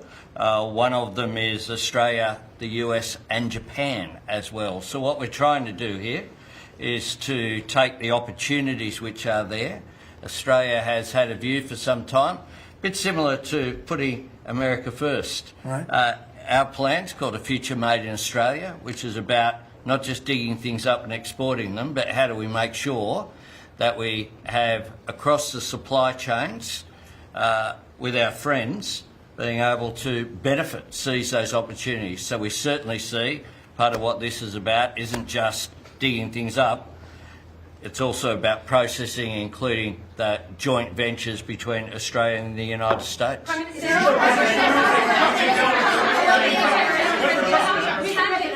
the US and Australia really compete with China? Aren't we decades behind in terms of the development? No. You've been reading the wrong newspapers. We're not decades.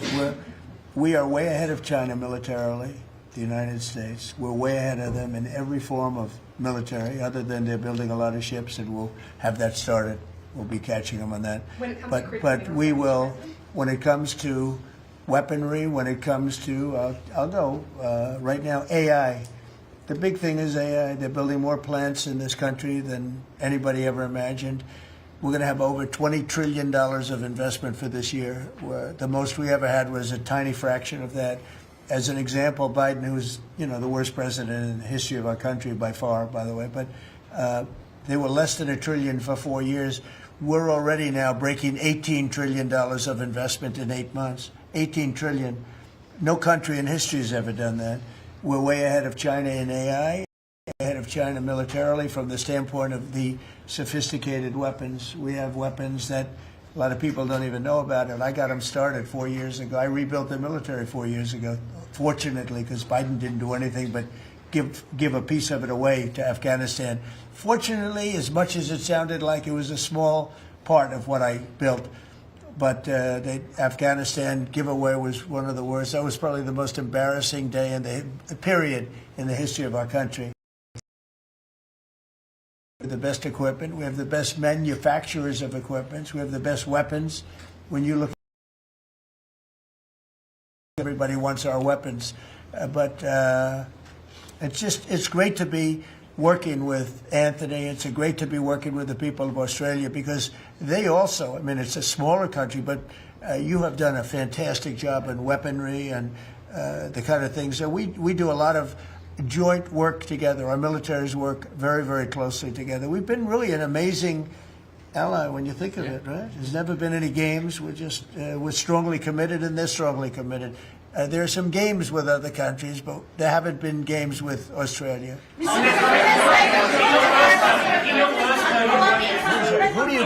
Where do you come from? I'm from Australia. Who are you with? The Sydney Morning Herald. Nasty guy. Go ahead. Oh, sorry, I was just going to ask. All right, go ahead. On in your first term, you worked with two Australian Prime Ministers, Scott Morrison and Malcolm Turnbull. You might remember. Right. They're from same side of politics as you. Mr. Albanese's different side. Can you tell us a bit more about what it's like to work with Mr. Albanese compared to those two? Well, I got along. I mean, that wouldn't be fair because the man on my right has a big advantage. You know that, right? But I think he's doing a really good job, and we've had a very good relationship. I don't want to compare one with the other, but I'll tell you, this one is. They really have a great prime minister. Thank you. Okay, was that a good statement? I'll use it in my ads in 28.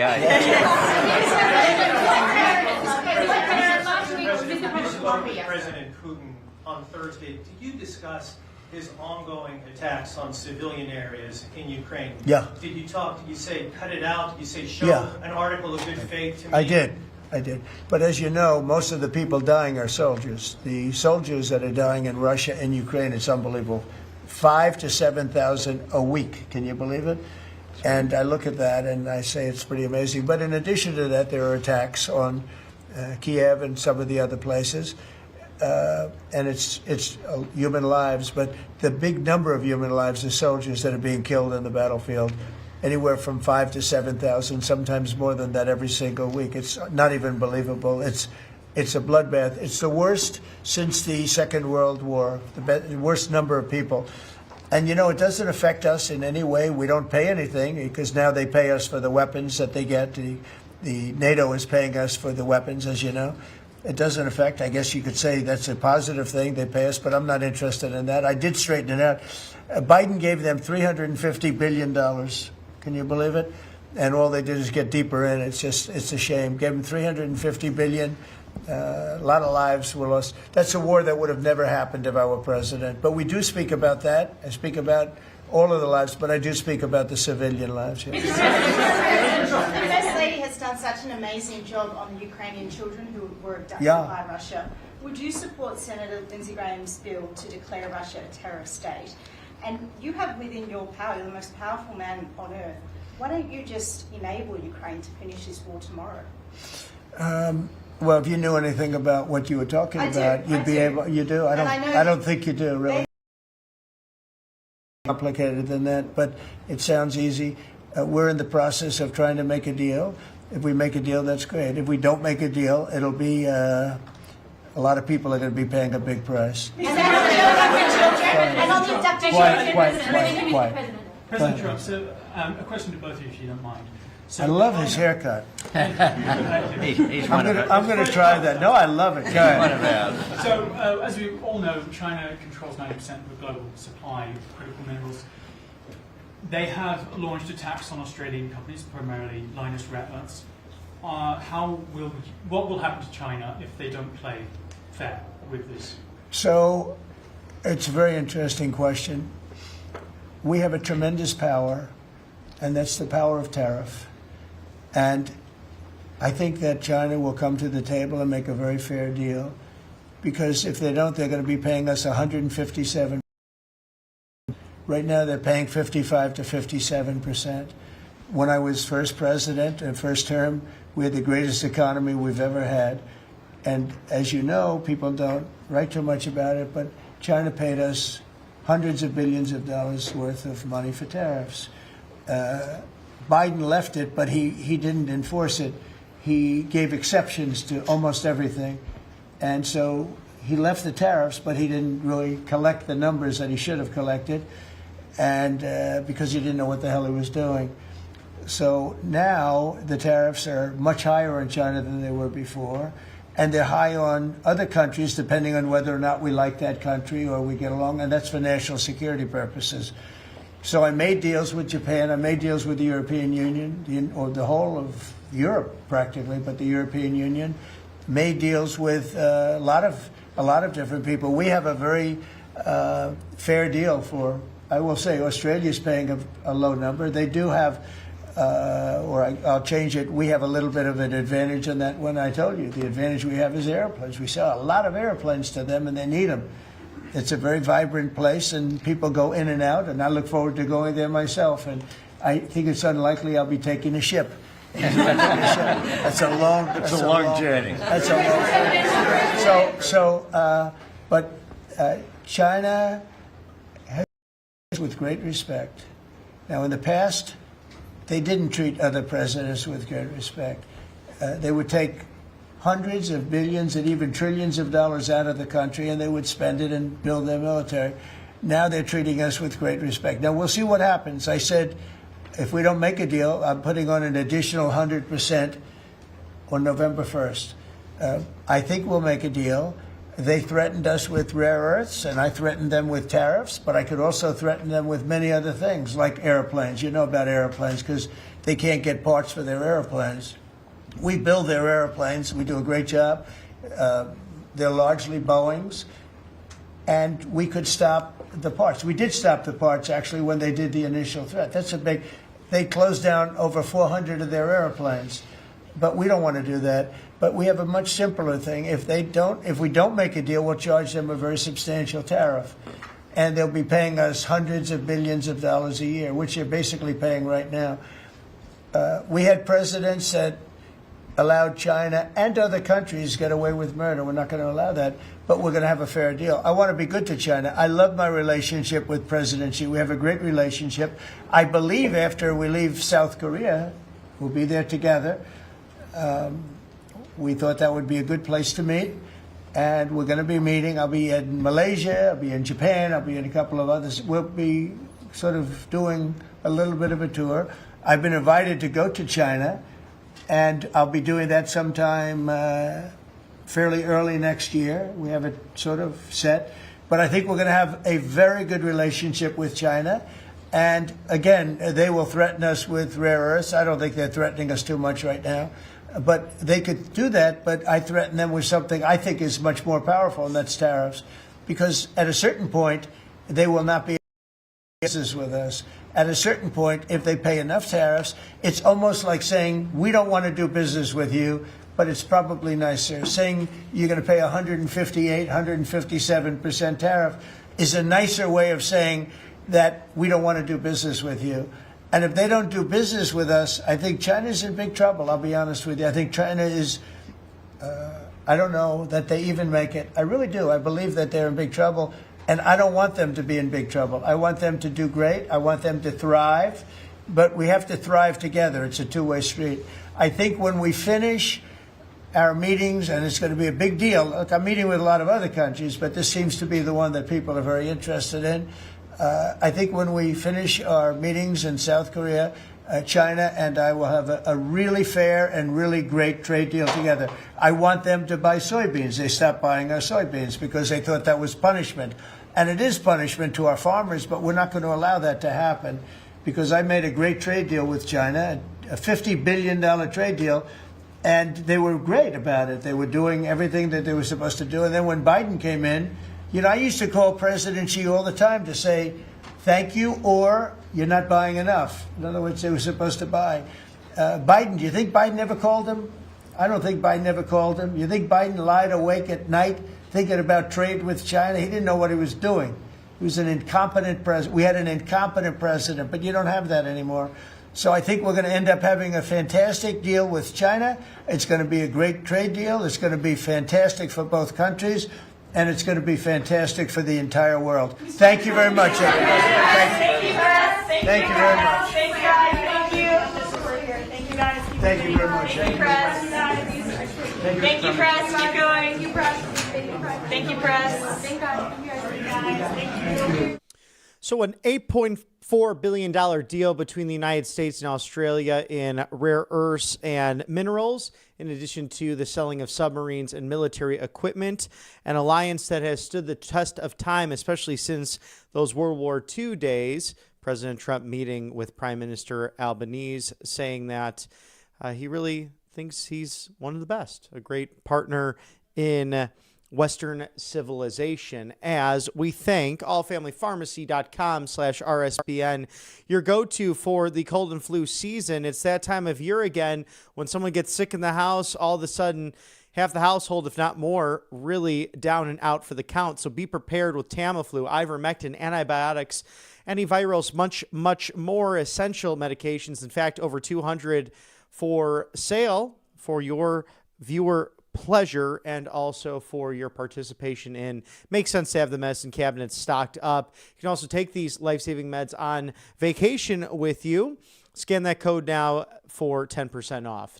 RSBN 10 with no red tape, no bureaucracy, no insurance, no hassle at all.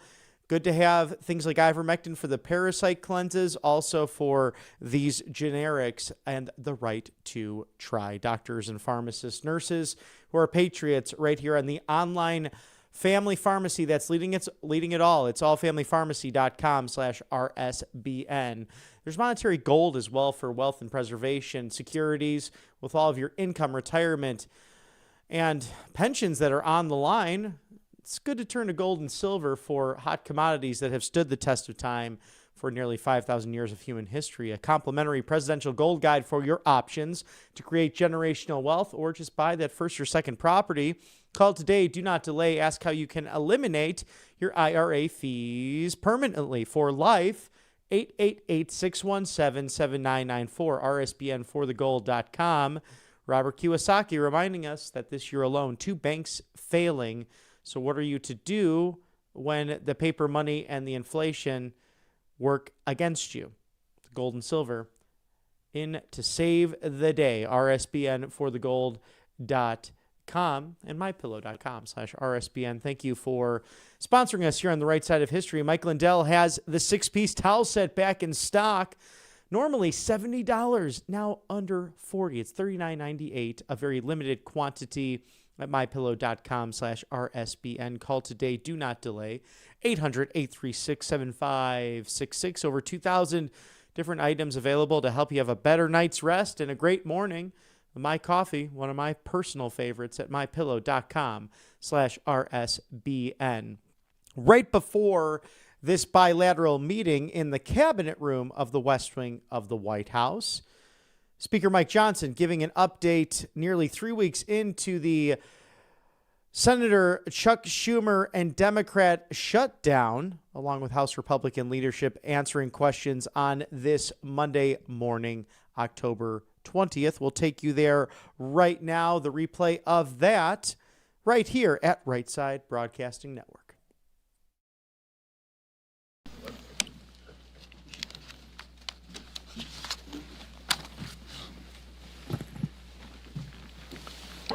I'm going to raise it since Lisa's not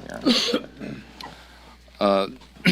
Good morning to everybody. Thank you for being here this morning. For those of you that are keeping track, this will be day 20 days since the Democrats recklessly shut down the United States government. And the Democrats are making some very costly history here. Don't lose that in all that's happening. This is now the 3rd longest shutdown in history. And when you look at it carefully, it is now already the longest full shutdown of all time. You had an example in 2018, and you had one back in 1995 that were longer, but they were partial shutdowns because they only affected a part of the federal government. This is everything. And it's also important for us to note, this is the first time in history that any party has had the audacity to shut down the government over a totally clean, nonpartisan continuing resolution. This is a political stunt, and it's the first time it's been done, and it is the most costly, most selfish, most dangerous political stunt in the history of the United States Congress, because as we have stood here day after day after day explaining all the Americans who are being harmed by this nonsense. And the Senate Democrats have zero shame about this. They don't have any shame at all about the pain that they're inflicting upon hardworking families, upon soldiers and law enforcement officers and veterans and the elderly and the disabled and women, infants, and children. Services to all those categories and paychecks to those folks are being stalled because Democrats are playing games.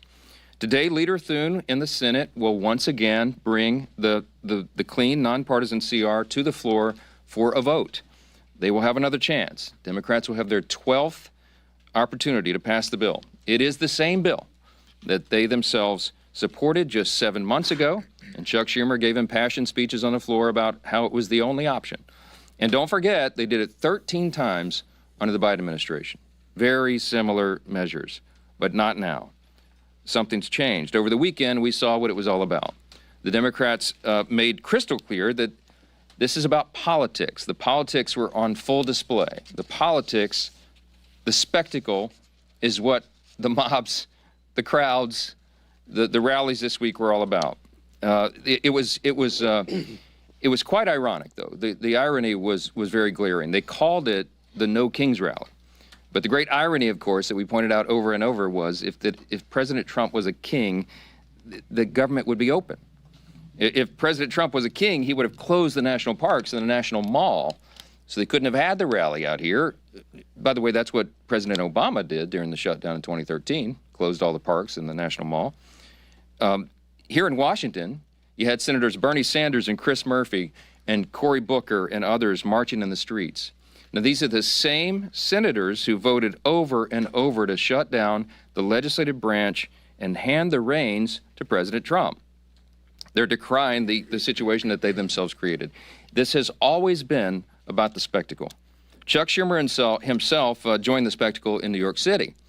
And it's interesting to note his activities there. He was standing side by side some of the most radical groups that maybe ever assembled on U.S. soil. They openly advertised as co-sponsors of the event in New York City the Communist Party USA, the Democrat Socialist of America, the Freedom Socialist Party, the Young Communist League of New York, many others. Do we need any further evidence? They're not hiding this. They're out in the open. They're not shy about it, because this is the core constituency of the modern Democratic Party. These are objective facts. Look at what's happening. Open your eyes. It is exactly why Chuck Schumer is pandering in this whole charade. We've explained from the very beginning, this shutdown is about one thing and one thing alone: Chuck Schumer's political survival. Now, I noted on Friday, the lead organizer of the rallies this weekend issued an open threat to Democrats. Quote, "The cavalry is coming in on October 18th, and they're either going to be celebrating with you, or they're going to be calling for new leadership." Now, that's a direct threat to Chuck Schumer, and he heard the message. And so did Hakeem Jeffries in the House. And that's why neither of them were here doing their jobs. Instead, they were out in New York and California. They were catering to the same radical base that is just days away from electing an open Marxist as mayor of New York City. And now that Chuck Schumer has had his spectacle, he's had his big protest against America, this is our plea. We're asking, and I think everybody in this room and everybody watching, listening to our voices this morning should be hoping that he is finally now ready to go to work and end this shutdown and stop inflicting pain on the American people. Republicans have been working. We are ready. We've been doing this. It's been over a month now. We passed our responsible short-term solution to keep the government open while we just simply finish our work to fund the government openly and transparently, and Republicans are completely united on that front. On the other side, Democrats can't even agree amongst themselves. You got different subgroups among them. You've got a few reasonable Democrats who know shutdowns hurt the people, and they've already voted for our bill. They want to keep the government open.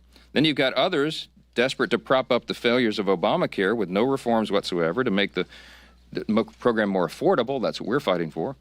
And you've got AOC calling for her own negotiations on live TV, and you've got Chuck Schumer and Hakeem Jeffries still unable to articulate what it is they need to reopen the government. It illustrates the point once again. This was never about a solution. It was about creating an issue.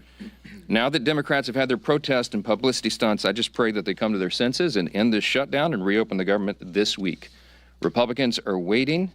The American people are waiting, and we are ready to act. As evidence of just how united Republicans are in this fight, I've asked two of our prominent leaders in the House Republican Conference. I've got House Freedom Caucus Chairman Andy Harris. Dr. Harris is also an appropriator, and House Freedom Caucus Policy Chair Chip Roy of Texas. I'll turn it over to Dr. Harris first. Thank you very much, Mr. Speaker. Earlier this month, the House Freedom Caucus made history by hosting our first press call held with the Speaker. And today we're doing it again.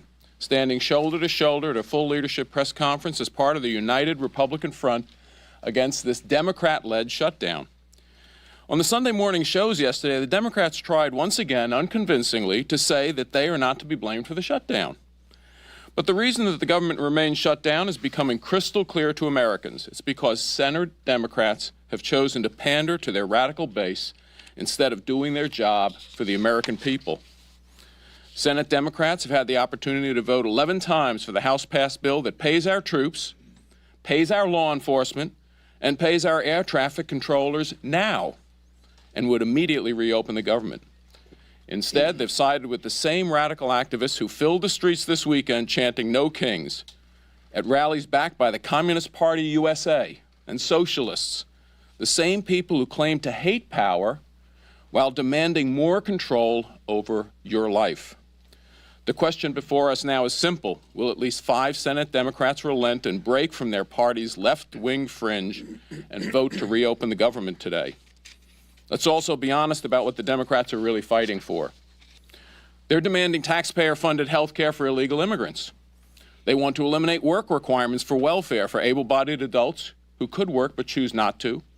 And they're defending hundreds of billions of dollars in continued corporate welfare for big, profitable health insurance companies that have already made a fortune off Obamacare with the Biden bonuses that the Democrats scheduled to expire at the end of this year. House Republicans have already done their job. The only thing standing between America and a reopened government is a handful of Senate Democrats too afraid of their activist base to do the right thing. But it's time for those 5 Senate Democrats to show some courage, stand against their leadership, but with hard-working Americans, and vote to reopen the government.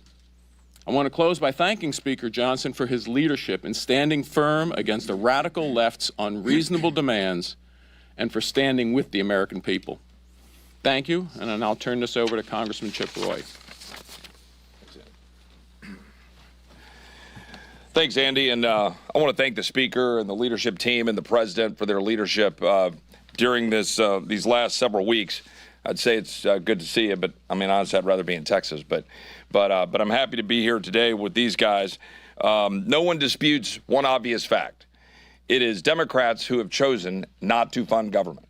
Can we at least establish that truth, right? It is, in fact, the truth. And the question is why? And you saw it on Saturday. It was basically for a political rally for cover for Chuck Schumer, who's in his own political battle in New York. That's the truth. And the irony of this is this No Kings rally. What are we actually talking about? I mean, it wasn't President Trump, but Democrats who tried to make us take a shot or lose our job. It wasn't President Trump, but Democrats who were burning our cities to the ground in 2020 and attacking police officers. It wasn't President Trump, but it was Democrats who want to push boys into girls' locker rooms, who want to force surgeries upon children. It wasn't President Trump, but Democrats who pushed fraudulent mail-in ballots in 2020 and left the elections in question. And then when Americans dared to question that stuff, they sought to jail the American people. They weaponized the government against the American people. And now they want to turn around and say they're going to have a No Kings rally? This is the dying breath of a bankrupt party, in my humble opinion. All too happy to shut down the government and then have a Chicago teacher walk around with this symbol against her neck. Somebody tell me how that's appropriate. Where are the Democrats that are crying out about how horrific that was? And by the way, where are the Democrats who are calling out the Attorney General in Virginia for calling on the death of children of a political opponent? Where is Abigail Spanberger, one of our former colleagues running for governor of Virginia? Do they not have the courage to call out fellow Democrats for that absurdity? The truth is, we have a president. We don't have a king. We have a president who loves our country, who rightly said yesterday that he's working his ass off to make this country great. He is correct. Brokering peace deals in the Middle East, rebuilding our military, rooting out DEI and critical race theory, declaring cartels as terrorist organizations, focusing on Antifa, defunding the World Health Organization, getting us out of UNRWA, making sure that we target the Southern Poverty Law Center, who are, going after people like our friends at the Family Research Council or ultimately Charlie Kirk, securing the border, passing the Lake and Riley Act. These are the things the American people want us to do. not shutting down the government for political rallies. And the truth is, the Marxists, the radicals, and the Islamists, the Democratic Party promoted this weekend, they cannot handle the truth. The truth is that there is a king, and that king is Jesus. And the president has been willing to say it. His administration has been willing to say it. And Charlie Kirk was willing to say it, and he got killed for it. Democrats are using this ridiculous political exercise to hold hostage the government of the American people, pretending it's about health care. Meanwhile, it is Democrats who've been holding the American people hostage to an unconscionably broken health care system that they themselves created. We're saying no more. We're the party that's standing up for hardworking Americans who can't afford health care, who can't afford insurance. We're not for giving more money to the insurance companies. We're not for a $400 billion blank check to big corporate America and corporate welfare, like my friend from Maryland said.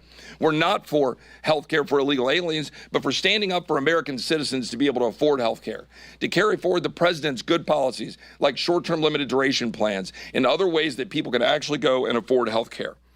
We're for law and order. We're not for hate-filled lawlessness. We're for common sense, not radical surgeries on our children without parental consent to say a boy can be a girl. We're for a message of hope, hope born in the freedom of those who fought to give it to us through their blood and also through the blood of our Savior, Jesus Christ. Republicans are working to make America great again. Democrats have been trying to run out the clock. And for Hakeem and Chuck, their time is up. Let's turn it over to Steve.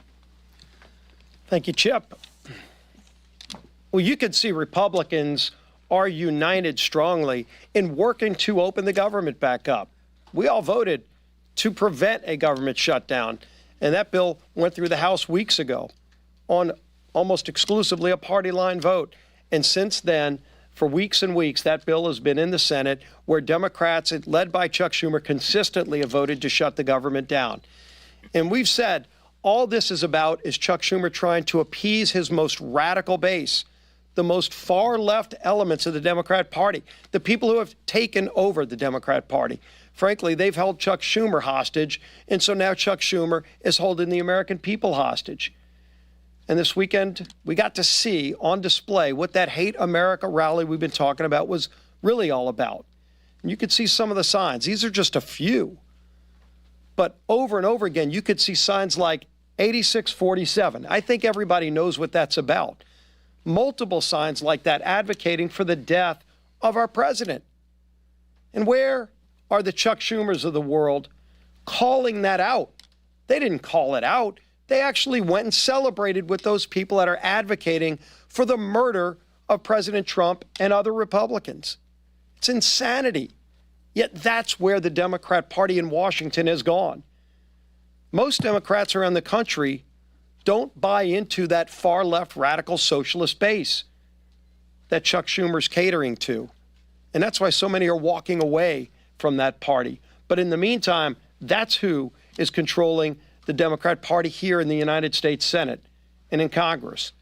And that's why we continue to be at this stalemate. Not because there's some ability for us to come together and find a common ground. We've been trying. We had a provision in the working families tax cut that would have lowered premiums for families, health care premiums, by 11%. It was scored by the Congressional Budget Office to do that. 11% reduction in premiums for families. And you might ask, well, why is that not law of the land? Because it passed the House. Well, when it got over to the Senate, it was Senate Democrats who went to the parliamentarian and fought to get that provision removed because they don't care about lowering premiums for families. They really don't, and they showed it over and over again. What do they care about? They care about catering to the most radical elements of their base. You could see the sponsors, and it's been mentioned before, the Communist Party of America, the Socialist Party. Well, that's who's taken over the Democrat Party. That's not who America is. America is not a socialist nation. It's surely not a communist nation. But the Democrat Party here in Washington is trying to pull the country down that rat hole. We've seen it over and over again. That experiment's been tried time and time again, and you could go look at the scrap heap of history to see other countries where it's failed. Why won't they go protest over in those countries and just be a part of those countries where it's already failed? But they come here and they lie about our president. They call him a king where, ironically, they're also advocating for the death of that democratically elected president. And so you've got to see it all on full display. And hopefully that's what Chuck Schumer needed to go through to show them that he's still keeping the government shut down to appease that group. But now that rally is over. And the pain that he has inflicted on American families continues. It's time for Chuck Schumer to end the pain he's inflicting on millions of American families and finally vote. Just 5 Senate Democrats need to come together to vote to open this government back up again. We still have big differences, and we'll be negotiating our differences in the weeks ahead. But it's time he releases the American people from this crazy experiment. With that, bring up our whip. Tom Emmer.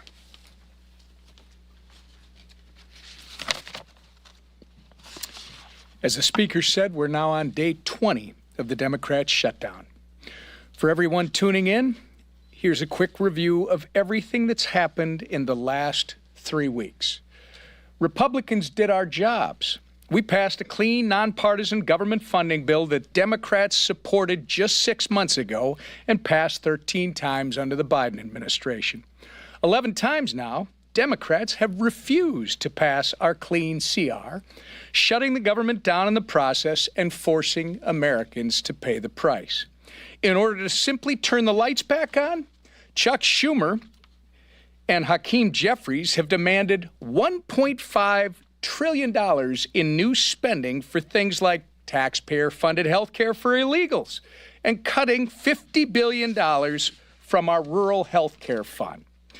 They've taken the American people hostage while pointing fingers at us for refusing to concede to their absurd wish list of demands. But Republicans have been clear. We will not negotiate under hostage conditions, nor will we pay a ransom. The Democrats' position is totally unreasonable. It's hypocritical, and it's pure partisan politics in a desperate attempt to score points with the radical, pro-terrorist wing of their party. Now that their Hate America rally is over, I hope that at least 5 Senate Democrats will finally do the right and responsible thing by breaking ranks with Chuck Schumer, passing our clean CR, and reopening the government. If they continue to refuse, we're going to continue to hold them to account. And I hope members of the media in this room are going to do the same. With that, I turn it back to our Speaker, Mike Johnson. Okay, a few questions. Chad, go ahead. Chad. Thank you. We understand concerns about air traffic control. We understand that they're going to lay off workers at the Nuclear Security Administration. Mm-hmm. What keeps you up at night about what parts of this federal government are not up? Well, those are 2 good examples. The question is, when the administration is required to triage federal spending, they have to look and evaluate what are the most essential and what are the less essential functions of the federal government. And they look at policy, personnel, and all these offices. But the things that concern me the most are TSA, for example. I mean, you're right. We are shorthanded already with air traffic controllers, with TSA agents, keeping the airports safe and our flights safe. We cannot afford this nonsense. And I think the Democrats in their heart of hearts know that.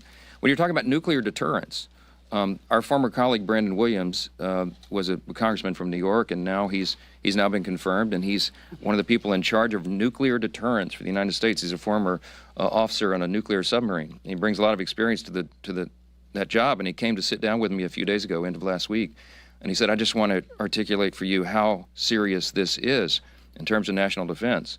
And we didn't get into the classified parts there. We weren't in the skiff, but suffice it to say that every day that the government is shut down, it is a danger to the American people. We're in a nuclear arms race with adversaries right now. It can't be any more serious than this. China, Russia, Iran, North Korea, you've seen what they're up to.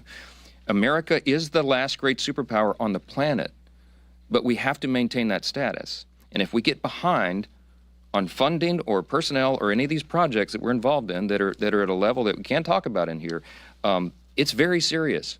So you have every function of the federal government that is being adversely affected. Of course, it's troops. We got the troops paid, thankfully, the middle of this month, because the president did heroic work. They found money within DOD that they could use on a temporary basis, but that money is going to be exhausted. You can't have the troops unpaid. You can't have Border Patrol agents unpaid. They've got to defend the country, and this is not a game. And that's why you see us so frustrated up here every day. Again, I'm going to reiterate what we said earlier. This is the first time in history that we've been in this situation. There has never been a party that shut down the entire government, or a party that shut down, over a clean CR for nothing but political partisan purposes. Their rally illustrated exactly what we've been saying for the last 20 days. This is about politics, and it's disgusting. Yes, sir. Speaker Johnson, you say that the Democrats had a Hate America rally, but what does it say that the President of the United States over the weekend released a video of him pooping on the American people? The President uses social media to make a point. You can argue he's probably the most effective person who's ever used social media for that. He is using satire to make a point. He is not calling for the murder of his political opponents, and that's what these people are doing. I mean, they're in one of these photos. I think there's a picture of the president hanging in effigy by a noose on one of these. The one on the far end. I mean, it's unconscionable. Look, America is built on the idea of free speech. You have the right to protest. Of course, we jealously guard that. I mean, Chip and I are attorneys. We've defended that right in the courts. But what they're doing right now is different. They are trying to incite violence. It's not funny. You don't mock a president who has already had 2 failed assassination attempts on his life. This is not a game. And the idea that communists would be supporting this is unconscionable to us.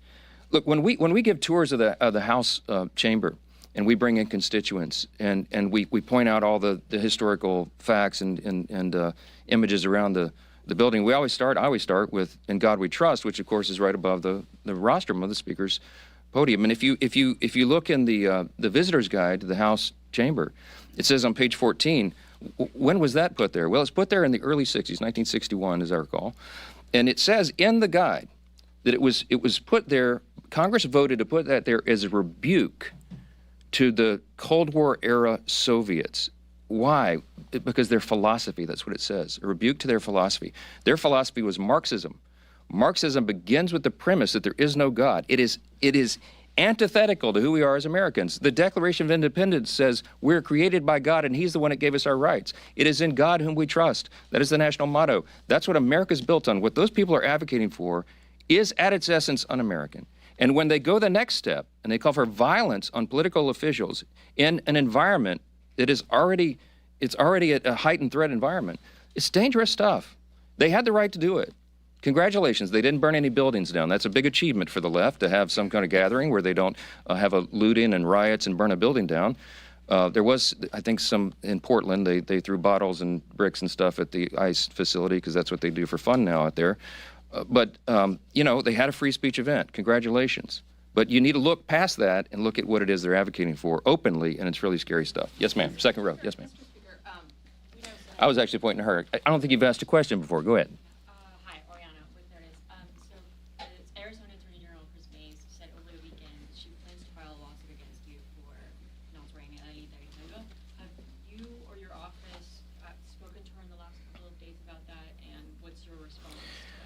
Oh, my goodness. Okay, yes. So yet another Democrat politician from Arizona is trying to get national publicity. So now it's the state AG who's going to sue me because Grijalva is not yet sworn in. Let me go through this again for you, and I have some updates. First of all, I'm following the Pelosi precedent. I was on some of the Sunday shows and was asked about this because this is all they have to talk about right now. When Julia Letlow was elected under very similar circumstances to fill the seat of her deceased husband, who passed away tragically by COVID, Nancy Pelosi, Speaker Pelosi at the time, took 25 days to administer the oath of office to her. It wasn't just Julia. The Pelosi precedent extends even further because when Pat Ryan and Joe Sempolinski were elected, during an August recess, they waited 21 days to administer the oath to those two rep-elects because they were not in session. We are not in legislative session. The chronology is important. Rep. Grijalva won her race in, I think it was the last week of September, after we had already gone out of session. So I will administer the oath to her I hope on the first day we come back, legislative session, I'm willing and anxious to do that. In the meantime, instead of doing TikTok videos, she should be serving her constituents. She could be taking their calls. She can be directing them, trying to help them through the crisis that the Democrats have created by shutting down the government.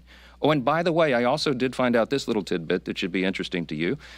When a rep-elect comes in on a special election in particular, it is up to the leaders of her party, his or her party in the House, to give them guidance and direction. One of the first things they do is reach out to what we do is reach out, majority leader, or reaches out to the rep-elect and says, hey, welcome, congratulations. Here's all the things you need to do.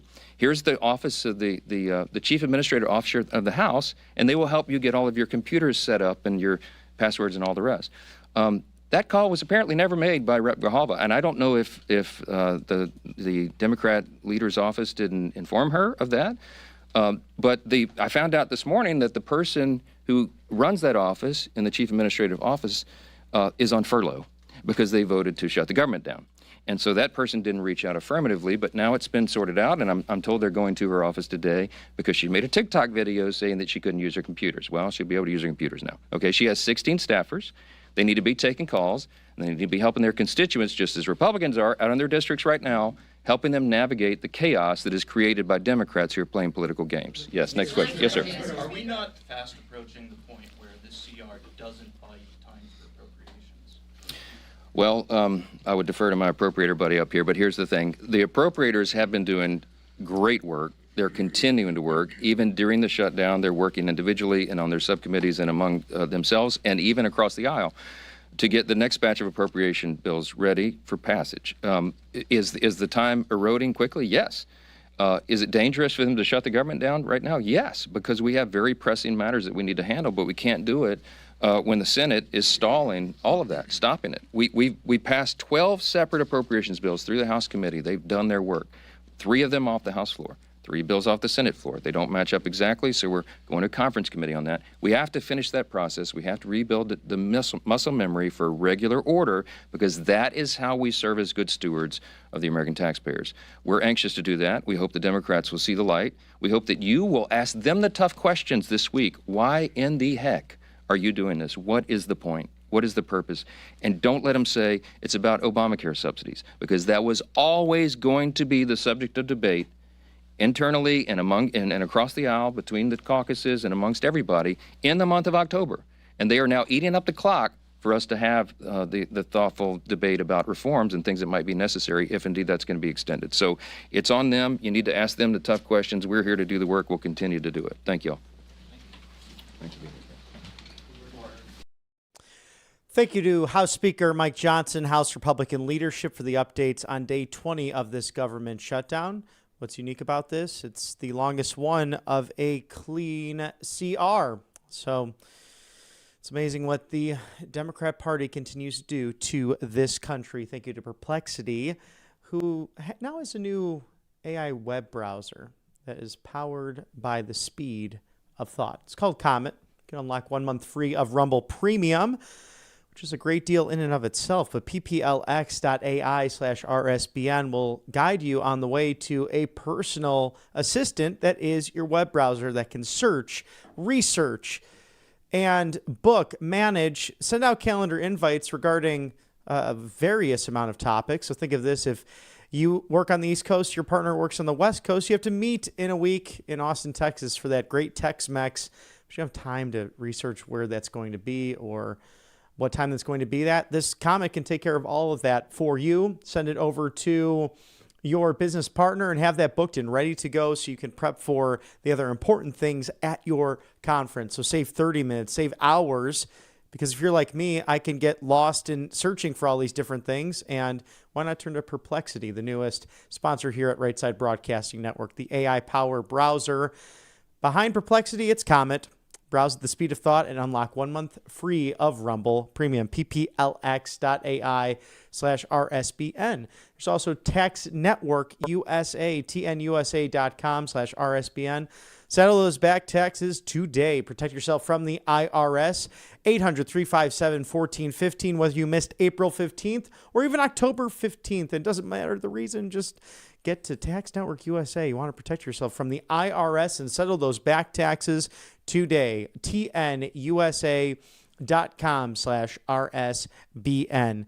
Thank you for all the viewership here at Right Side Broadcasting Network. It's been a decade of rallies and now a live desk that is your go-to to your 45th and 47th President of the United States, the 50th Vice President, the 119th Congress, everything inside and outside of the Beltway. Support us right here at Right Side Broadcasting Network, rsbnetwork.com/donate, or text RSBN to 801-801. You can also send a check or money order to 1550 Opelika Road, Suite 6, Box 344, loveliest village on the plains. That's 1550 Opelika Road, Suite 6, Box 344, Auburn, Alabama, 36830. Let not your heart be troubled as we wrap this broadcast. Matthew Alvarez will be with you at 3:30 Eastern today for more coverage inside of the Beltway. In the meantime, 20 days of a government shutdown. What would you write to your elected representatives? You know you can do that because we live in a constitutional republic, unlike some who thought, I guess we lived in a constitutional monarchy, but we don't have any kings here because we live in America. Get all America First updates and exclusive offers at rsbnetwork.com/newsletter. The written word on full display, diving deep onto the issues that are in American life today and abroad. So it's worth a visit, especially when you're scrolling and you want to learn a thing or two about what's going on inside and outside of the Beltway. Again, all America First updates, exclusive offers, like, share, subscribe across all social media networks at rsbnetwork.com/newsletter. For all of my colleagues here at Right Side Broadcasting Network, have a wonderful afternoon on the East Coast. Be back at 3:30 Eastern for coverage featuring Matthew Alvarez back inside of the Beltway. Have a wonderful day. I'm Robert McNeely. We will see you soon.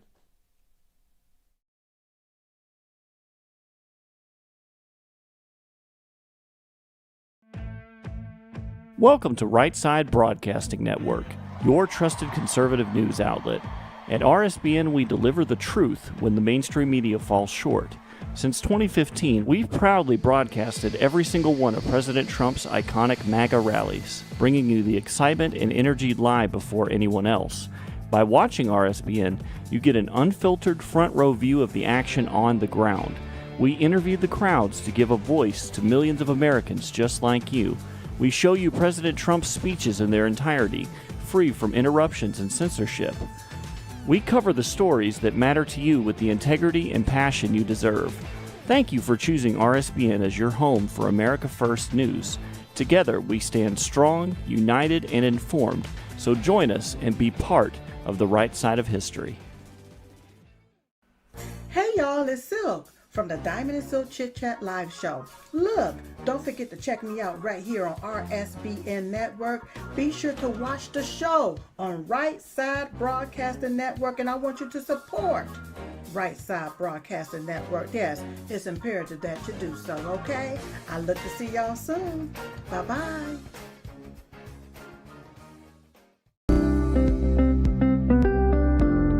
allfamilypharmacy.com/RSBN. You can scan that QR code now, RSBN10. That is the code, easy to remember, for 10% off. This is ivermectin, hydrochloroquine, antibiotics that will save you and yours from bacterial and viral infections, NAD+, and much, much more. 200 essential medications and emergency medical kits, the meds you trust delivered to your door.